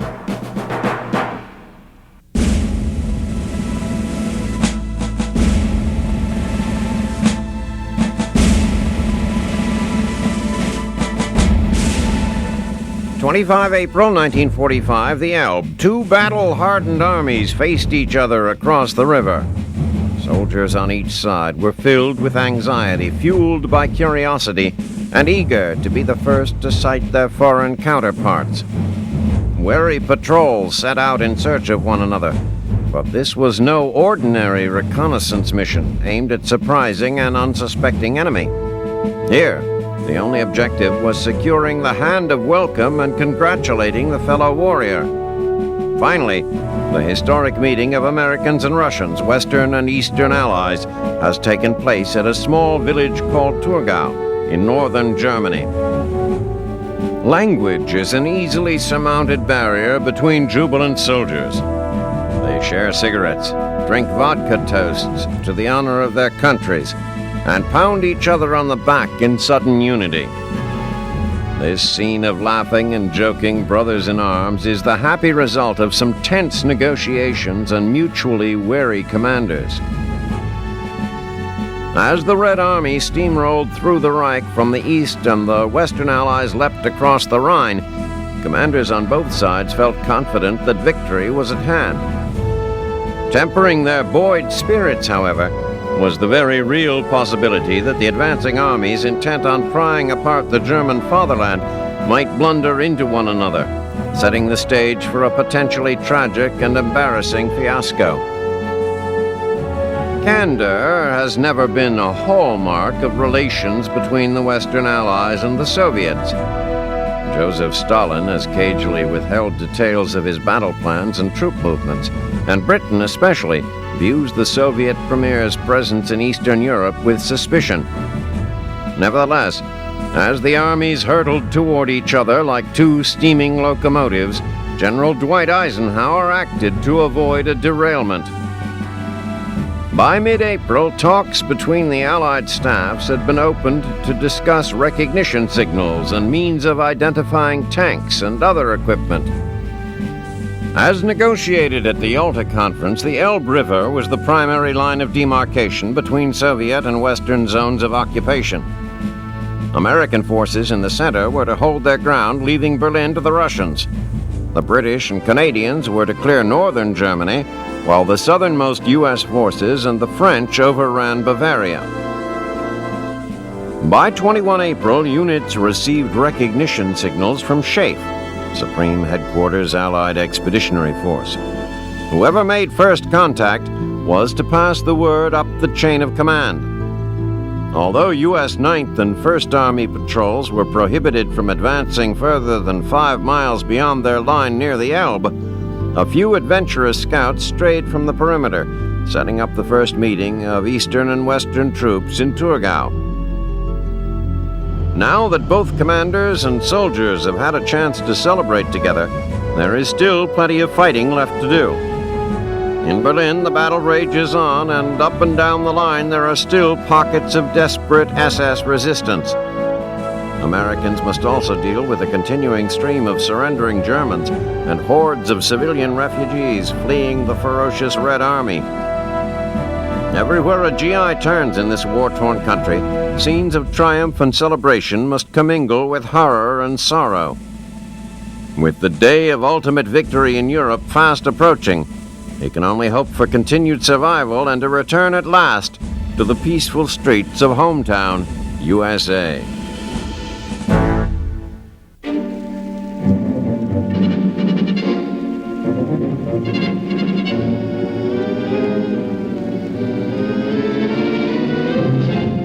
(26 April 1945), Danube River. In the Wagnerian opera of Third Reich aggression, the Fat Lady is now singing. On the banks of this legendary waterway, she is accompanied by the rumbling armor of the American 3rd and 7th Armies. Along the shore of the North Sea, the rhythm section is composed of British and Canadian artillery. Since Eisenhower ceded the capture of Berlin to the Soviets, the eastward drive of the Western Allies has been circumscribed at the eastern bank of the Elbe River. Much to their chagrin, the American 9th and 1st Armies must wait there to link up with the westbound Red Army. Ike is less concerned about a symbolic victory in Berlin than preventing a possible long-term siege in Bavaria and Austria. He dispatches a major contingent of American forces to quash the feared National Redoubt, a supposed cadre of SS zealots seeking refuge in the Alps. General George Patton, sensing the end of his impressive sprint through Europe, has geared up the Third Army for its last hurrah. The 3rd and 7th must fight their way south to close off mountain passes into the Alps. But if Patton is in search of more battlefield glory, he may be disappointed. The drive through Bavaria bears little resemblance to the intense fighting of only a few weeks ago. As Allied troops arrive in towns along the way, residents labor mightily to raise white flags. The nearly instant capitulation of these cities lets Patton move toward the Austrian border with blazing speed, though he will soon have to wait for his infantry to catch up. Waiting for him on the other side of the Danube, or more accurately running from him, is the German 1st Army. The American thrust to the south has torn a hole in Wehrmacht defenses, pushing one army into Czechoslovakia and isolating another in Bavaria. Field Marshal Albert Kesselring reads the situation as a ripe opportunity to attack the Third Army's flank from the east, but his feeble forces cannot even muster enough gasoline. Kesselring's orders for the First Army to defend the Danube are equally meaningless. The panzers have no fuel. The only major impediment to American troops is processing the thousands of prisoners in their way.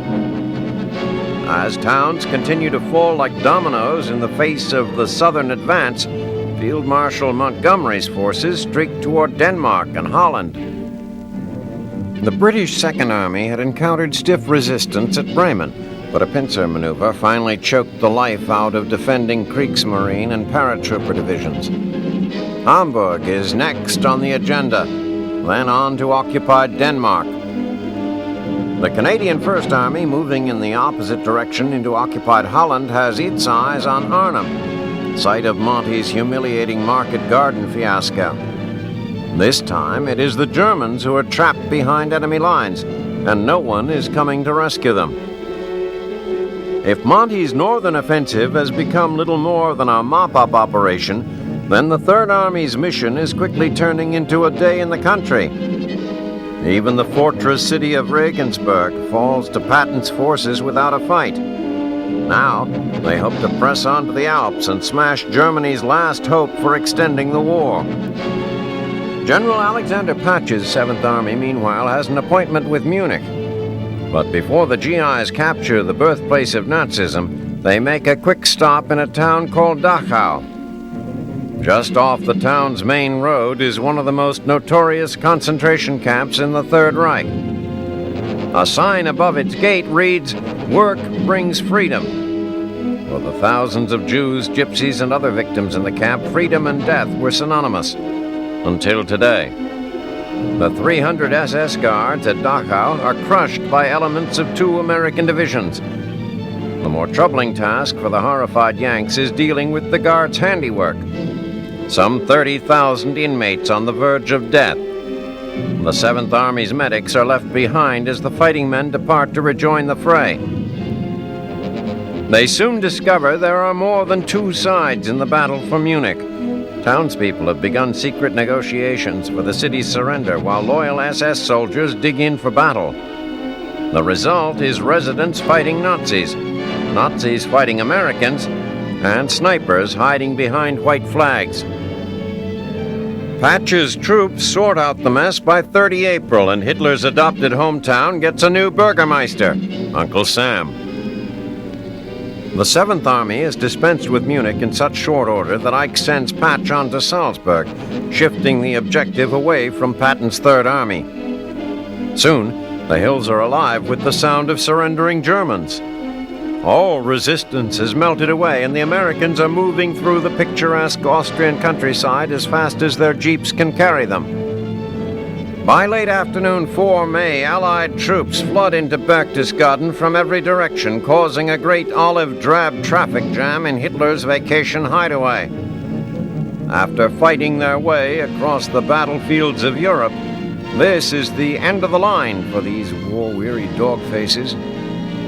The next burning question for the GIs, will they be going home or to the Pacific?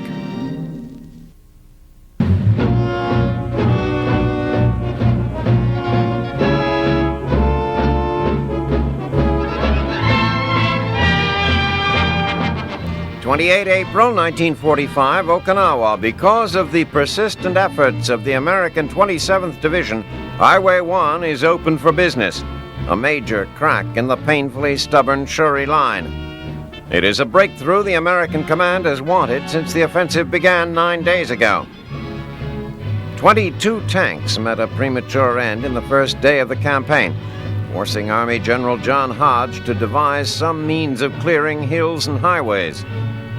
The break finally gives the Allies an opening through which they can deploy the remainder of their formidable armor. The 27th follows its accomplishment at Highway 1 by tearing into a thicket of Japanese fortifications called Item Pocket, a crazy quilt of hills, outcroppings, and ravines separating Uncle Sam from the tiny Machinato airstrip to the south. The GI invaders score their biggest gains in close-quarters firefights with their Japanese adversaries, who cling like barnacles to each ridge, defying their attackers to scrape them loose. The efforts of the 27th are mirrored across the Allied front. The Deadeyes of the 96th Division fling themselves at the center of General Mitsuru Ushijima's forces, which dot every available hill, ridge, and outcropping with snipers and machine guns. The Deadeyes struggled at strongly defended Kakazu Ridge, but found weak points at other, more lightly armed emplacements. They wore away at the opposition like an implacable river of humanity, eroding the softest spots and gradually carving their way through the Imperial line. In response, the Japanese conceded Kakazu and its surrounding territory on 24 April, giving the 96th 1,000 yards of clear real estate in which to advance. On the eastern side of the line, the 7th Division lives up to its nickname. As persistent as time itself, the Hourglass Division rains fire, bullets, and artillery on the foe, incurring heavy losses but cashing in on Ushijima's retreat along with the other divisions. Within hours after securing their new offensive perimeter, however, the weary Allies discover that the rising sun is simply elected to rise on a different horizon. The Shuri Line, named for the castle that serves as the Japanese command post deep in the southern end of the island, is not actually a line, but a series of concentric rings. As the defenders' numbers dwindle, the remaining troops fall back to smaller, more tightly packed positions. Manpower has become a problem for both sides. The twin evils of attrition and battle fatigue force Allied ground troops commander General Simon Bolivar Buckner to relieve his dog-tired dog faces. On 30 April, the 1st Marine Division replaces the 27th, bogged down at Item Pocket. The 96th Division gets a well-earned rest with the help of the 77th Division, ready for a new challenge after mopping up stubborn resistance on Yoshima. Buckner calls the American fighting tactic corkscrew and blowtorch. The corkscrew is the barrage of grenades, mortars, and satchel charges directed over the crests of hills and into enemy fortifications. The blowtorch consists of flamethrowers and napalm, flushing resistance from caves and crevices. The Yanks climb each succeeding cliff with ropes, scaling ladders, and even cargo nets, well aware that just beyond the summit of each hill awaits another group of Ushijima's fighters. Once occupied, each hill crest is defended tenaciously. If the GIs are forced to retreat, the trip back down is likely to be much quicker and much more painful. With armor and artillery carpeting enemy positions with support fire, the Americans make slow gains. Indeed, within 36 hours, the only Japanese unit still fighting is an infantry company that has occupied a position behind U.S. lines on the imposing Tanabaro escarpment. They would retreat as well, but they are surrounded and absorbing a small avalanche of red, white, and blue fireworks. Those who have not succumbed to martyrdom by the night of 6 May slip away quietly, ending the ill-fated offensive at a total cost of nearly 5,000 Nipponese. Glumly returning to their defensive positions, the discredited Cho and his brethren settle in for the long, miserable haul. The Japanese have lost something besides manpower and machinery, however. They have lost both composure and hope, and given the Americans a sweet hint of ultimate victory.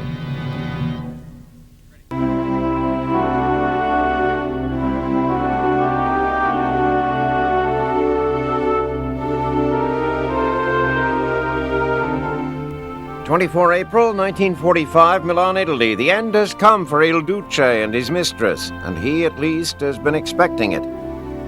Ever since his arrest in July 1943, Benito Mussolini has known how his people feel about him. They hate him.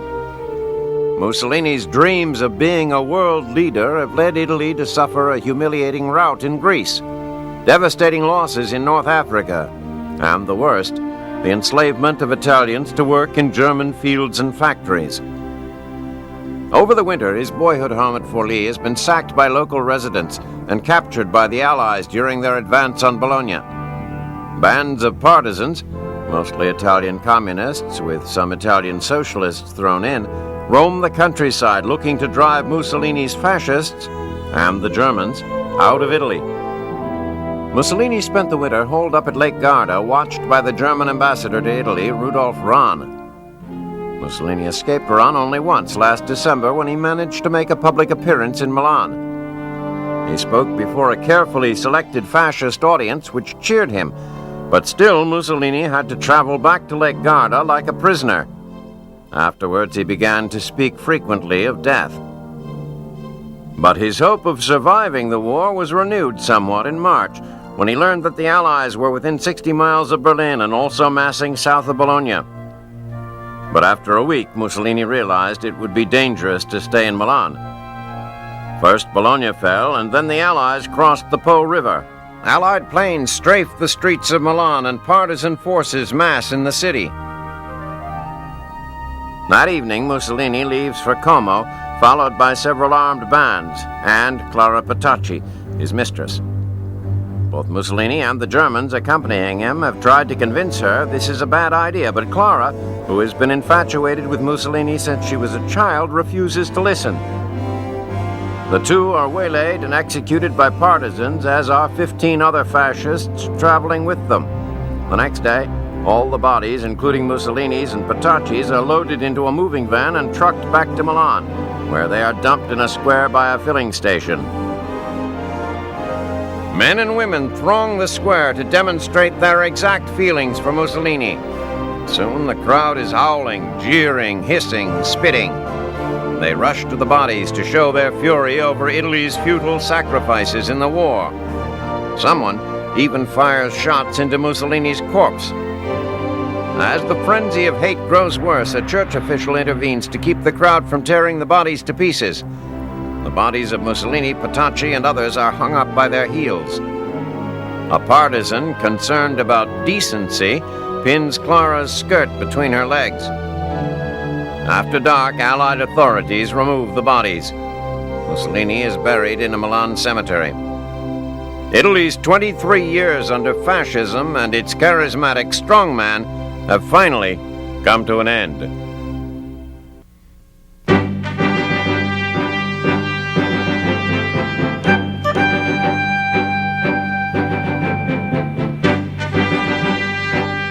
What do you know, Joe? Just got back from a vaudeville show. With the tired eyes of a combat veteran, you look up into the innocent, young, smiling face blabbering at you. You know that the fresh-faced kid is a brand-new replacement right off the boat, but cripes almighty, how much can a lowly corporal be expected to take? Shooing away the annoyance with a wave of your hand, you sit down to the first hot meal you've had in a month. Eating this sumptuous feast provides time to reflect on how you got to this miserable chunk of land here on Luzon in the Philippines. You even think how beautiful these islands might be when they're not crawling with guys trying to kill you. You realize that you're having trouble remembering the day. Is it Tuesday? Saturday? For that matter, what month is it? Just another day in your own personal hell, you suppose. Still, if you ponder long enough, maybe, just maybe, you can figure it out. Meanwhile, a long overdue mail call provides a letter that you tuck away for later. Sitting back, you take a long drag on a smoke. It's been a hell of a long haul since that day 7 months ago with those battle wagons belching smoke and flames softening up the landing beaches for you and your buddies. To make matters worse, the folks back in the States are acting like the fighting in Europe is the be-all and end-all of everything. Your gal keeps writing you about that dreamy Eisenhower and the dashing General Patton. One more word about them and you might just up and puke. Maybe she and some of the other civilians should come out and take a look at the real enemy. After all, these guys bombed Pearl Harbor, and that's why you volunteered in the first place. So much for reflection. Word comes down from the lieutenant that it's time to take this hill. That letter will have to wait a bit longer. The Louis says this is Hill 604. You've got your own name for it. Just call it Graveyard Hill, where the white crosses grow by the dozen. Your platoon's already tried to take this thing 2 times. Just get past Purple Heart Ridge, and this clump of rock and dirt will be property of the U.S. government. Strange what a man thinks before fighting. Your buddy in the 38th Infantry Division, Private Jasper Belk, is fighting General Shitsuo Yokoyama's Shimbu group somewhere over to the west. He claims the fighting there is real hot. You wish he were here right now. Boy, you'd give him hot fighting, all right. The squad forms up. Time for 2nd Squad, 1st Platoon, King Company, 3rd Battalion, and 5th Cavalry Regiment of the 1st Cavalry Division to earn its pay. It's just another dirty job in an endless stream of dirty jobs. You've been through it many times before. Nonetheless, you still get that tight feeling in your gut. There's the signal. Off you go, advancing up the hill. Real cautious now. Let's take it slow. There's a whizzing noise. Japanese machine gun. Pour on the fire, guys. Set up that machine gun and let them have it. Holy cow, look at that replacement. Hey, get down if you want to live. And stay close. The firing is heavy, but the guys are still moving up the hill. There's Claude with his BAR, and George has the 30 in position. The other guys are firing their rifles. It looks like the lieutenant has called in some mortar fire for support. Thank God for those 60mm shells. What's that? 3 guys killed, 2 more wounded. These Imperial sons of Nippon just don't know when to quit. Headquarters said this was to be a mopping up action. Well, you've been mopping up for months. Almost 9,000 soldiers killed and more than 30,000 wounded, and you personally don't want to be one of those statistics. A messenger runs up. What's that? Both the Louis and Sarge are hit? What do we do now? Book says that you're ranking man, so here goes. You yell for the replacement and toss that pineapple grenade, and the squad opens up. There's a ferocious blast. The pill has done its job. Like madmen, you charge up the hill, firing all the way. The smell of cordite hangs heavy in the air. You've got to give those medics a chance to get the wounded down off the hill, because the Japanese, sure as shooting, won't let you do it peacefully. And then it's all over. You're still alive and kicking. It seems like you've been here for years, but it's only been half an hour. The battle lasted a few minutes. The hill's yours. Now, maybe they'll pull you off the line. What's that? One of the guys just spoke with the captain, and he saw the whole thing. To make matters worse, he's going to put you in for the Silver Star. That's just lovely. A personal citation. Now your loafer reputation is all shot to hell. The squad will think you're bucking for sergeant. Walking down the hill, your mouth is bone dry. Even canteen water, normally metallic tasting, quenches the powerful thirst this day. Finally, you've got time for that letter. Glancing at it, you immediately know the news is bad, 'cause it's from someone in Belk's squad. Jasper's done gone and gotten himself killed. No time to fret about it now. Time to go talk to the replacement. After all, he's now part of a unique club. The brotherhood of them what has been shot at. He and the others are over by the radio. You ask the rookie, what day is it? He tells you, Friday, April 20th. Why? Hey, you shout, it's my birthday.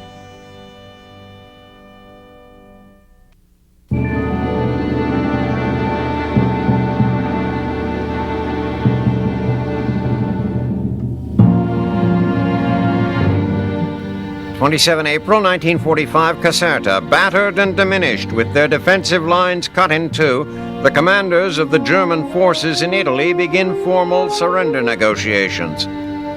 It has been a difficult task getting to this point, and not because of losses on the battlefield. Politicians, both Allied and Nazi, have repeatedly halted efforts by the Germans to surrender in Italy. Since early March, high-ranking German officials have been working on negotiating surrender here. Upon learning of the unconditional surrender of all SS forces in Italy, it seemed only a matter of time before German Field Marshal Albert Kesselring would be forced to agree to the surrender of the regular German Army and Air Force. This initial progress led the Allies to send emissaries to Switzerland to prepare for further surrender negotiations with the Germans.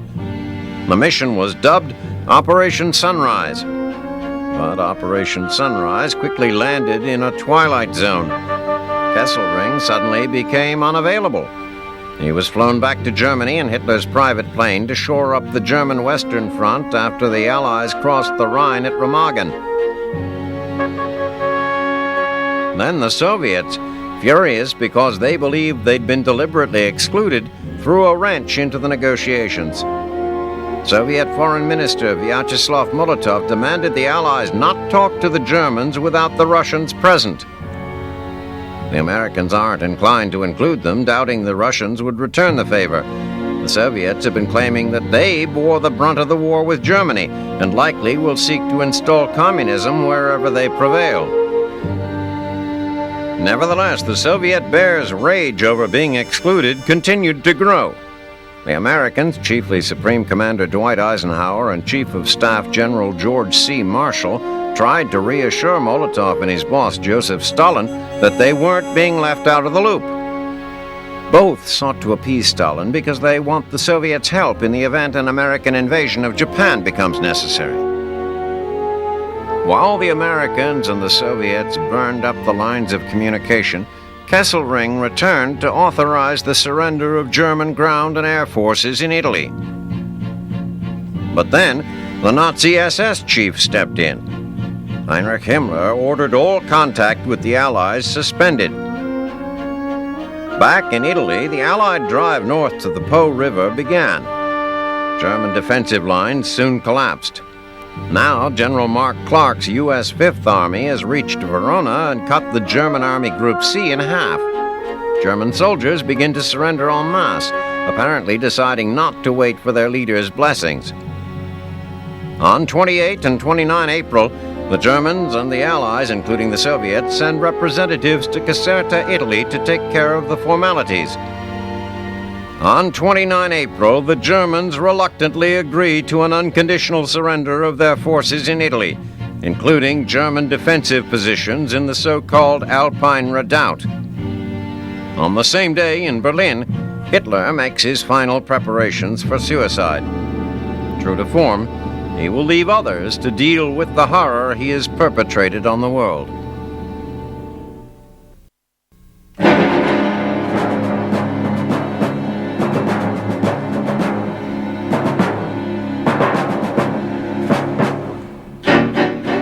To May 1945, Rangoon. The British Fourth Corps trudges the last few miles to Rangoon as a chorus of explosions echo in the distance. Allied warships are bombarding Japanese positions near the city. For the weary soldiers, the sound is both exciting and depressing. The big guns are heralding the end of a long, ugly conflict in Burma. But they also underscore the 14th Army's failure to bring closure to their land campaign. The distant attack means Operation Dracula is already underway and that the 15th Army has begun its amphibious and airborne landings at Rangoon. Dracula was insurance against an early monsoon halting the land assault. The monsoon did not disappoint. At the end of Fourth Corps' astonishing 300-mile sprint from Mandalay, heavy rain slows its advance to a crawl. After years of bloody battle, nature has denied these troops the honor of recapturing the Burmese capital. In a sense, however, the Fourth Corps already has fought and won the Battle of Rangoon. Aware of the threat from Burma's interior, the Japanese commanders sent the city's defenders north to meet the British. The counterattack managed to slow Fourth Corps' progress but left the city vulnerable. The Japanese assumed that no one would risk an amphibious assault during monsoon season, and they are paying for their mistake. For the British, the bigger risk would have been to wait out the monsoon, needlessly extending the war and sacrificing more lives to an increasingly marginal theater of operations. Thus, Dracula moves forward, with British and American bomber squadrons leading the way. Landing craft hit the beaches and troops pour into the city. The only thing missing is the enemy. The city's residents explain that the Japanese have been gone for days. The remnants of the Emperor's Burma Area Army are now scattered in the jungles, cut off from supplies, choosing to die of exposure rather than endure the ignominy of surrender. For the Allied conquerors, the recapture of this rugged country is a hollow victory. The citizens of Rangoon, who initially greeted the Japanese as their liberators, now welcome their old landlords back with open arms. But in the course of 3 years, the monolith of British imperialism has started to crack at its foundation. Diplomats now must work feverishly to gather up the shards of their former Asian empire. But will Greater Britannia go back together again?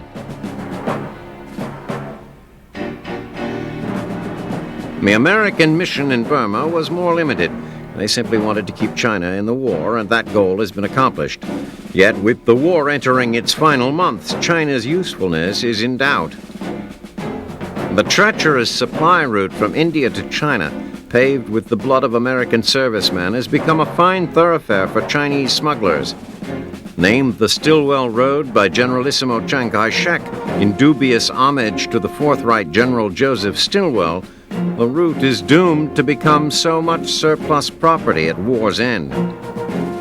Although Chinese nationalist troops are still getting supplies, their mainland exploits have been relegated to the back burner of American strategic thought.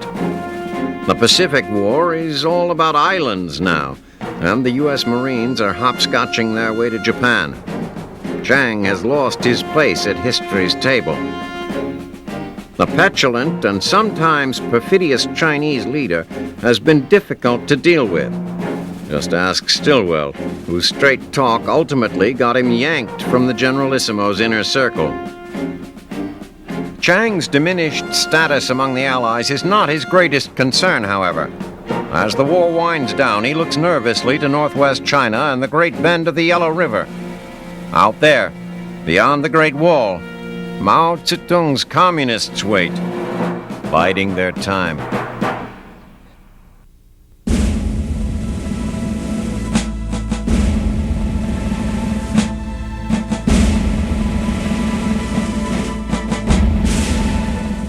April 1945, Berlin. For the architect of the greatest calamity in human history, the last 10 days have brought disappointment, disaster, and death.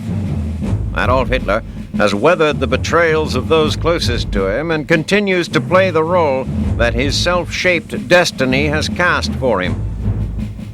This once master of Europe, from the Volga to the English Channel, is now reduced to a Gilbert and Sullivan caricature of himself.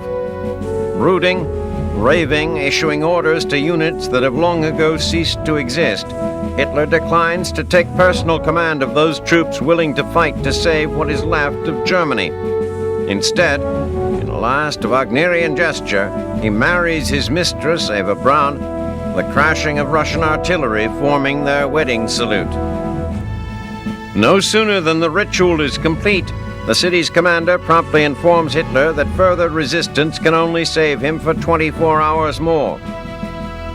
Armed with this knowledge, Adolf Hitler, failed Austrian painter, Bavarian corporal, political agitator, chancellor, and Führer of Germany, shuffles off this mortal coil with the assistance of a 9mm pistol and an ampoule of cyanide, his willing wife electing to join him in death.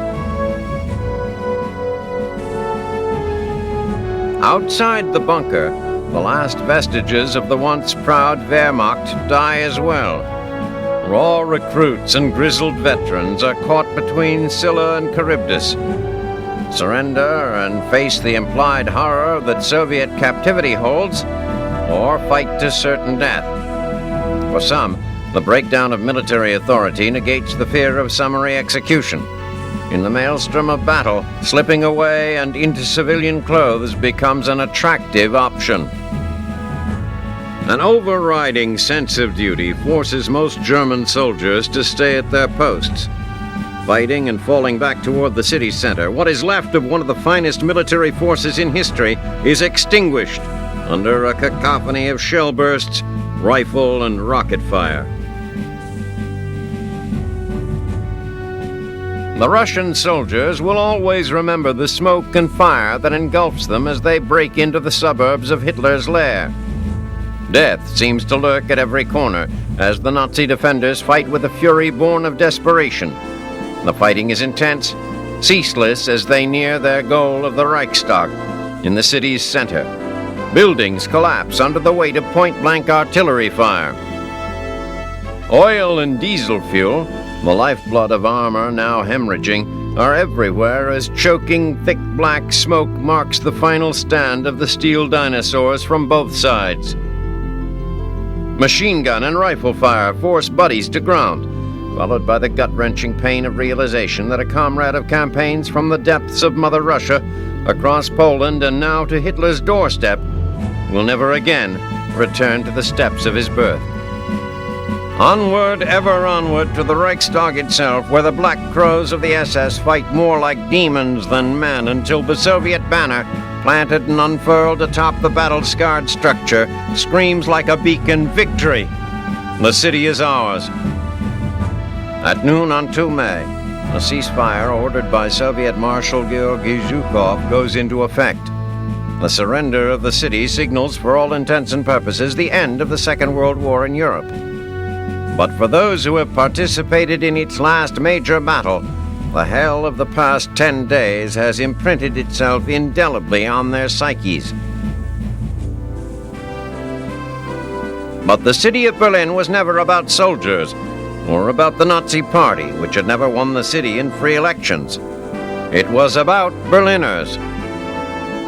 Having suffered the privations that across-the-board rationing brought, and having survived the ravages of Allied bombing of their once beautiful city, the proud residents of the proudest of German cities were still unprepared for the rapacious appetite of the Soviet soldiers. Huddled in homes and shelters, venturing out only when absolutely necessary, the citizens of the dying city are now granted the supplication invoked by many over the past 2 years. An end with horror is better than a horror without end.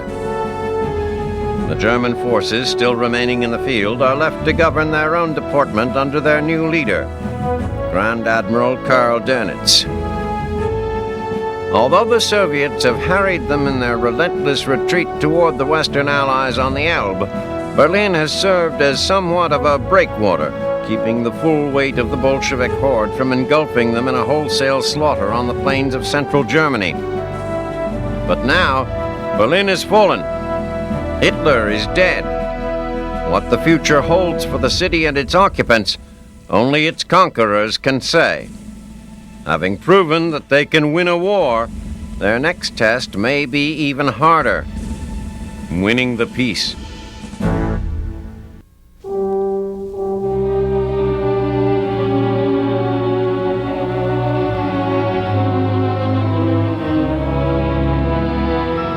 From the very outset of the war, as men have brought arms to bear against one another in a seemingly endless series of battles, a secondary struggle has been carried out both at the front and behind the lines.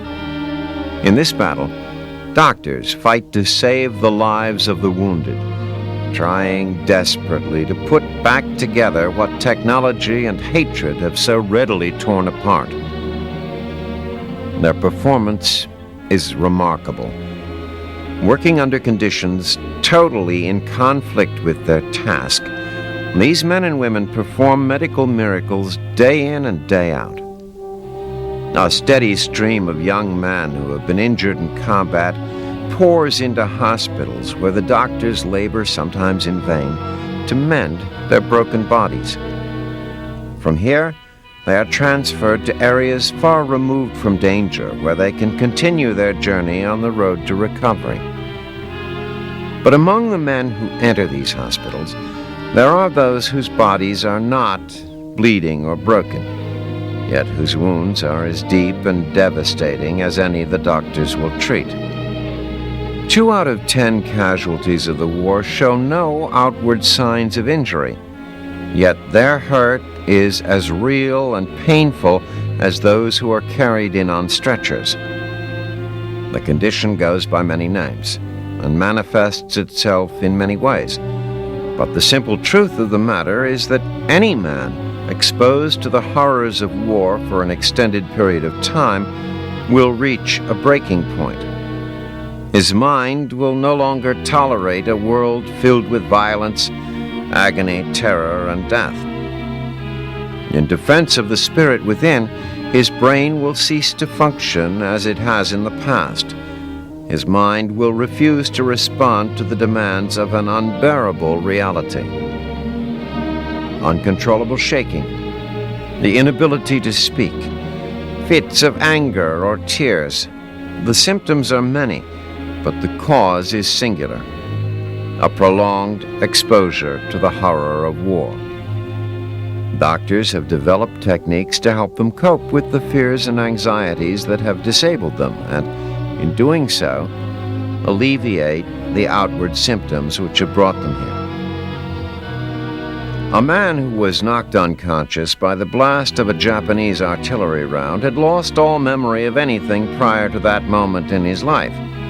He cannot remember his name, his parents, and his friends. A doctor places him into a state of hypnosis and acts as a guide as he relives his terrifying experience. Yes, go on. You remember it now. Tell me. It's all right now, but you can tell me. You can tell me. Explosion? Yes. You remember the explosion now. All right, go on. They're carrying me. They're carrying you. Who's carrying you? Where are they taking you? Carrying me across the field. Across the field. Go on. Put me in a stretcher. Yes? Yes? Go on. There's no throwing shot. Yes? Can you hear them? You see them? All right. Where are they taking you now? In a truck. Why are you fearful now?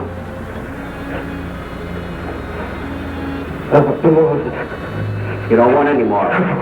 You want to forget it. But you're going to remember it because it's gone now. It's gone. You're back here now. You're away from Okinawa. You've forgotten it.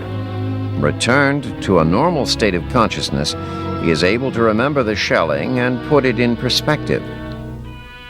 Realizing the danger is no longer present, his memories flood back. His name, his family and friends, his home. This young man cannot walk and suffers from uncontrollable spasms. The doctor injects him with sodium amyl, a drug that produces a state similar to hypnosis. In doing so, the doctor is able to help the patient explore his subconscious, rooting out the cause of his paralysis. You couldn't walk at all. No. What do you think of when you can't walk like this? I wish I could walk. But what do you think of? What comes to your mind when you find that you can't walk? So maybe I think my mother and father should be okay. Sometimes I wonder, hope the war ends soon, and things like that. While it is unlikely that they will sort out all that is troubling the young man in a single session, the drug had the added benefit of placing the patient in a highly suggestible state.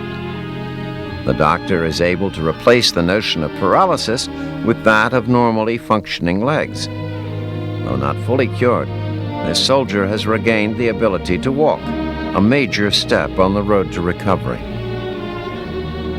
These are scenes that are repeated again and again in hospital wards and clinics.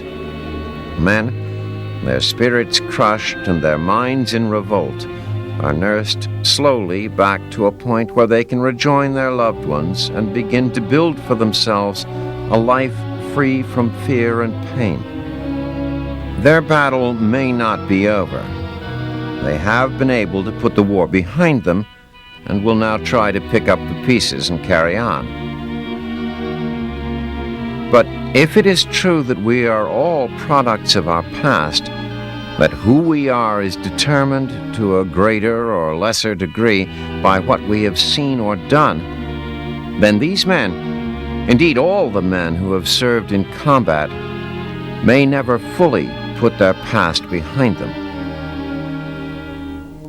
Just as they were undeniably a part of this war, the war may now be inextricably a part of them.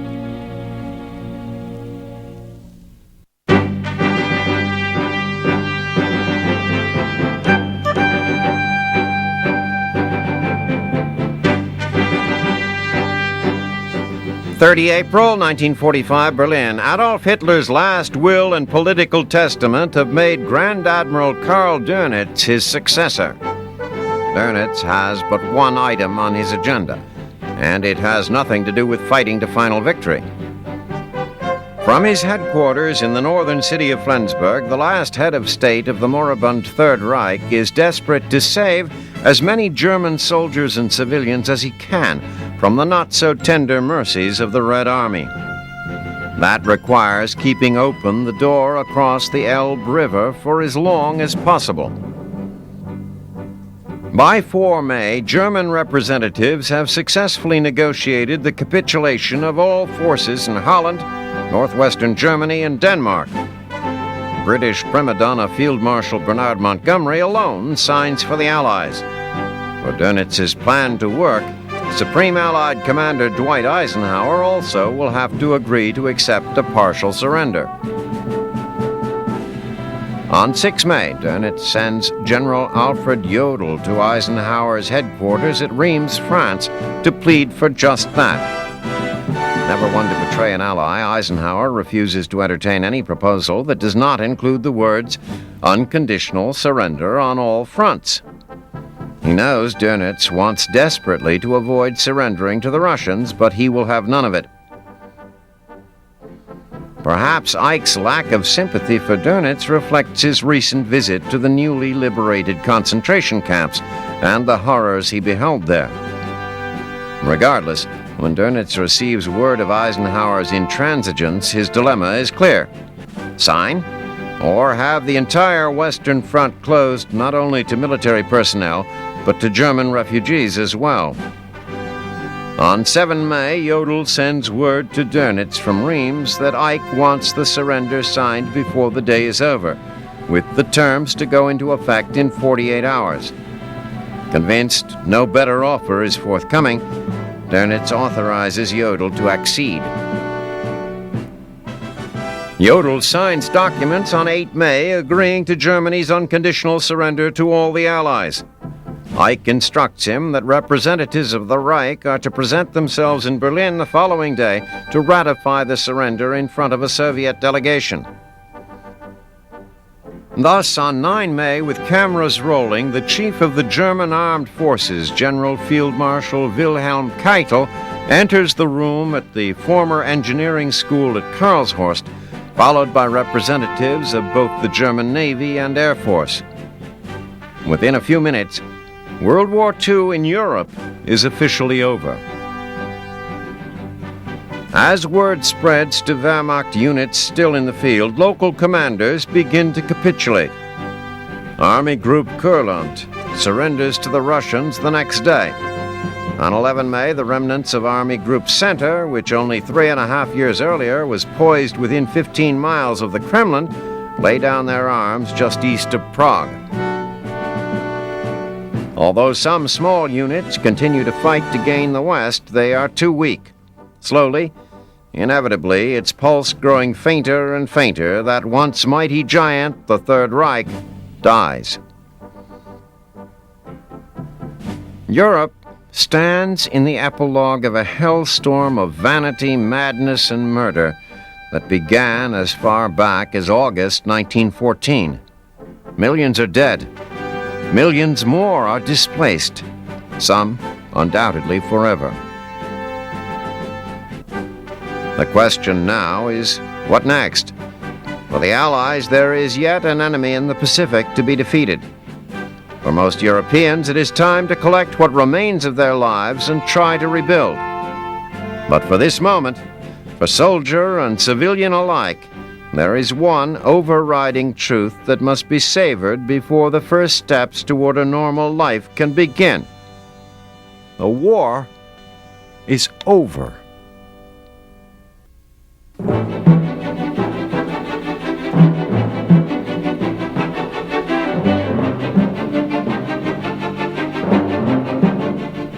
May 1945, near Okinawa. For over a month, the Fifth Fleet has been on constant alert. Tense watches broken only by the terrible ferocity of sudden thunder from the skies. For a brief period after American troops successfully landed at Okinawa on 1st April, and before the fighting assumed its grueling, bloody rhythm of attrition, kamikaze assaults were few. Fast carrier strikes had effectively wiped out enemy air strength in the region in late March, allowing 5th Fleet Admiral Raymond Spruance ample time to set a defensive shield around the island. There are many names for Japan's suicidal pilots. Americans call them kamikazes, fanatics, or just plain crazy. Sailors aboard America's fighting ships in the Pacific, of course, employ an infinitely more colorful array of pithy epithets for the terrorizing daredevils. But only the Japanese could choose the word Kikusui as an appropriate moniker for these death-dealing aircraft. The word means flowering chrysanthemums, a delicate image that does little justice to the actual destructive power of these nose-diving menaces. Enemy pilots breaking from the snarling dogfights overhead seek to light their own funeral pyres on the decks of American ships. Neither the desperation of their methods nor the resilience of their prey deters them. Day after day, more of the brightest flames of Japan's youth are snuffed out in the effort. 16 radar picket stations dispersed around Okinawa attempt to spot enemy aircraft and direct combat air patrol to intercept them. These dangerous outposts, patrolled by destroyers, are primary targets of massed Kikasui attacks.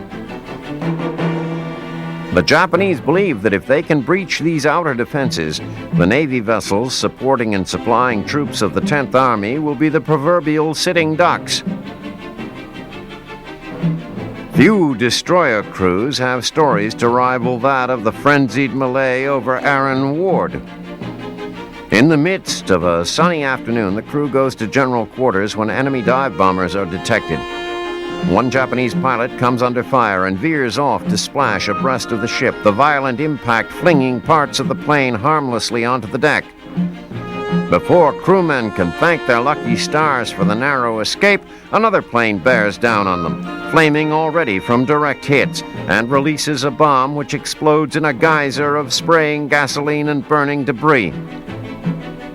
While damage control parties work furiously to put out the flames, Aaron Ward's gunners continue to engage enemy planes. Vaporized craft seem to spawn replacements as quickly as they disappear. In murderously rapid succession, 5 kamikaze pilots crash into Aaron Ward, turning it into a maelstrom of raging fires and black smoke. Sailors battle the blaze as ammunition explodes around them. Miraculously, the destroyer survives, but at the cost of almost 100 dead and wounded seamen. Radar picket stations are battered incessantly over the following weeks. In one attack alone, on 11 May, no fewer than 150 enemy planes show up on the radar plots of Hugh Hadley and Evans.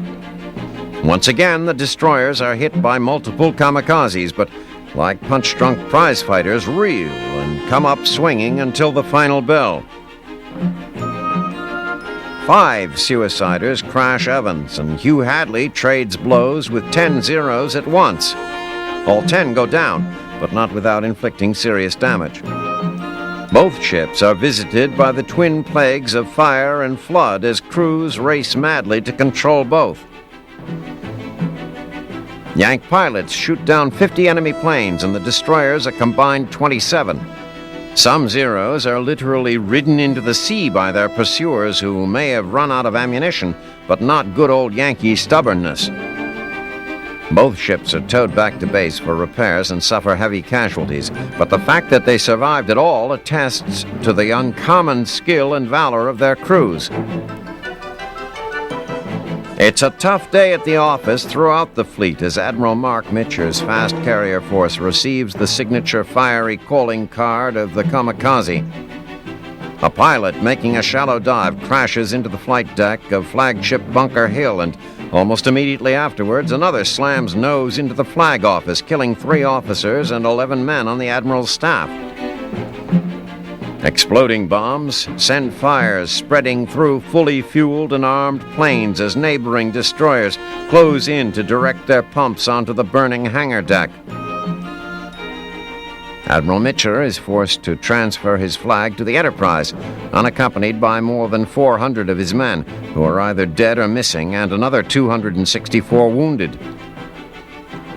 Admiral Spruance is resolved to ride out the kamikaze threat in a naval campaign that is shaping up to be the most costly of the war. Until Okinawa is secured by the 10th Army, the gritty courage of sailors facing the Kikasui attacks will be tested many more times. They have already proven themselves more than equal to the task. The notoriously bloated numbers being cranked out by Japan's propaganda machine would have us believe that the American Navy is teetering on the brink of dissolution. The inherent desperation of kamikaze tactics, however, offers the truer picture of war in the Pacific.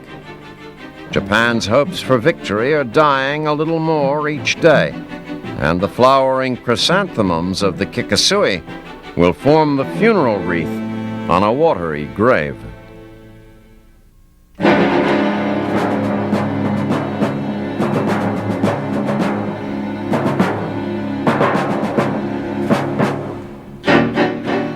9 May 1945, Germany. This is how it ends, not with a bang, but the whimpering of German prisoners. The party is over for the Wehrmacht, and everybody wants to go home with the Americans, not the Russians. Such is the anticlimax of victory in Europe Day. The end has been in sight for so long for German troops, the only victory they dream of now is a good surrender. The average Panzer Grenadier looks to the west and sees apple pie and affluence. To the east, there is only borscht and butchery. Memories of Barbarossa and the subsequent sieges at Leningrad and Stalingrad could be expected to color the behavior of potential Red Army captors. Terrified that an iron curtain will lower on their lives, German units in Czechoslovakia choose to ignore the surrender and try fighting their way back to the American line. Thousands of soldiers had earlier made it out of the Soviet zone of occupation, but they had taken advantage of the chaos surrounding the surrender signings. The escape routes are now closed. Eisenhower wants to avoid jurisdictional disputes, so his troops at the edge of the occupation zone simply detain the fleeing POWs, then hand them over to the Soviets. These desperate men have been doubly cursed. First packed off to the miserable Eastern Front, then made to pay for Hitler's duplicitous attack on Russia. In the final tally, more than 1 million German soldiers fall into Stalin's clutches.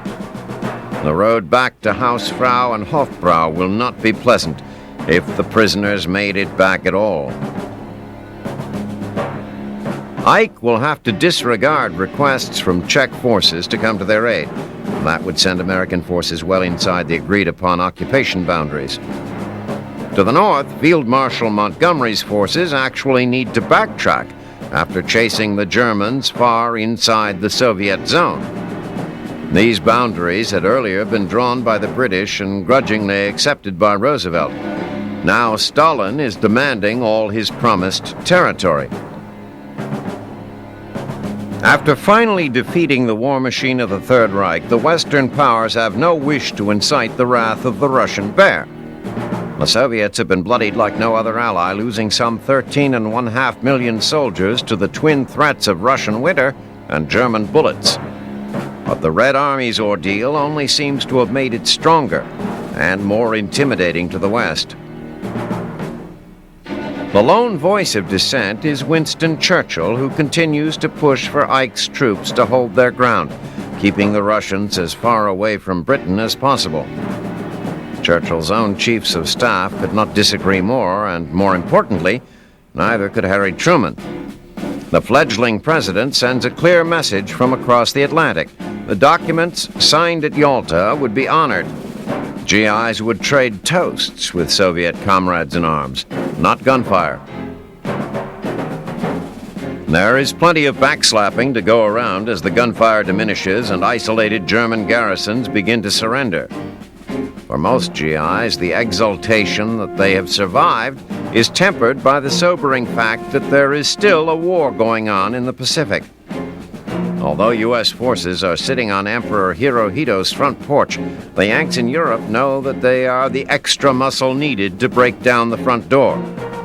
After some well-deserved rest, most will be redeployed. But that is all in the future. Now's the time for the GIs to relax and celebrate.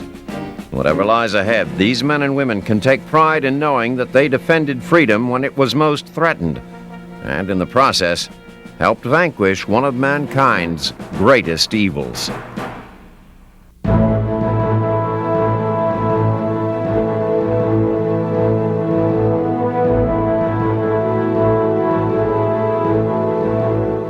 It is a truism of battle that the most gentle among us, when called by honor and duty, may become the fiercest of warriors. Meek exteriors often disguise the heart of a lion. And so it is when the dove molts its feathers of peace to become the mighty pigeon of war. Because of their mysterious and unerring ability to navigate the skies and return to their home base, carrier pigeons have been employed for many years as messengers. Someday, new advances in electronics may revolutionize the way armies and navies communicate. But here on the battlefields of Europe, when the feathers fly, so do the pigeons. Telephone, cable, and wireless radio are heavily relied upon in our technologically advanced era, but the homing pigeon remains the bird of last resort. Over 54,000 feathered patriots serve in the United States Pigeon Service under the auspices of the U.S. Army Signal Corps. Like all soldiers, these special services recruits undergo vigorous training. As soon as the youngsters emerge from their nesting boxes, they are assigned to barracks and meet their drill sergeant. In the weeks ahead, he will be their mother, their father, and their worst nightmare. The first thing raw fledglings learn to recognize is chow time. The sound of the rattling feeding pan should become as familiar as reveille, calling all birds to attention. And make no mistake, a tardy or recalcitrant bird will find himself on reduced rations. The next step is learning to trap, the term used for entering the dovecote. Young pigeons are placed on lighting boards in front of narrow windows. They are encouraged to enter on hearing the sound of their food being shaken on the inside. Once this fairly easy task has been mastered, they are ready for the first short training flights. The most intense part of their drilling now begins. Pigeons increase their flight distances from 3 miles up to 100 miles by the end of 1 month, taking 4 or 5 weekly journeys. These birds are well on their way to becoming lean, mean flying machines. Needless to say, in order to keep up morale, a little R&R time is permitted. There's nothing like a cold one at the end of a hard day's work. Gathering at the local watering hole, these comrades in wings relax with their buddies. But unlike many Joes, carousing remains at a minimum. Pigeons mate for life. Finally, it's time to ship out, the time when each pigeon must discover what he is really made of. Is he stuffed with pride or just ready for stuffing? The skies are full of danger, flak, predators, wires, and even snipers. The enemy awaits the smallest slip-up, sometimes with knife and fork in hand. Pigeons serve in every theater, accompanying signals officers, naval crews, war correspondents, and even intelligence agents. Resistance fighters and partisans use them to relay sensitive information about the enemy to their allied friends.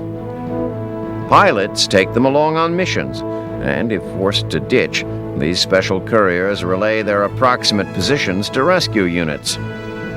The Royal Canadian Air Force attributes 14% of their recovery successes to the work of pigeons.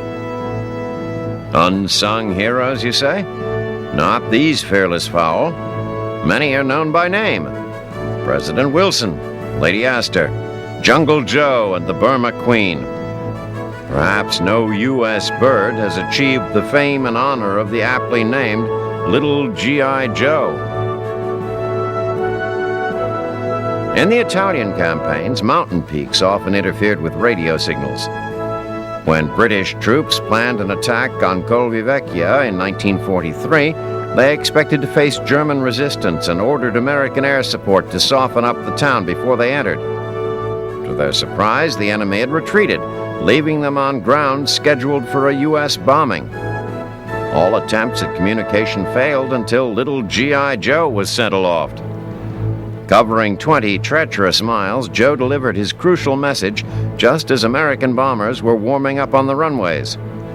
1,000 British troops owed their safety to a Yankee rat with wings. Never the ones to deny credit where it's due, our allies had the Lord Mayor of London decorate G.I. Joe with the Dickin Medal for gallantry. Now, that's a military coup.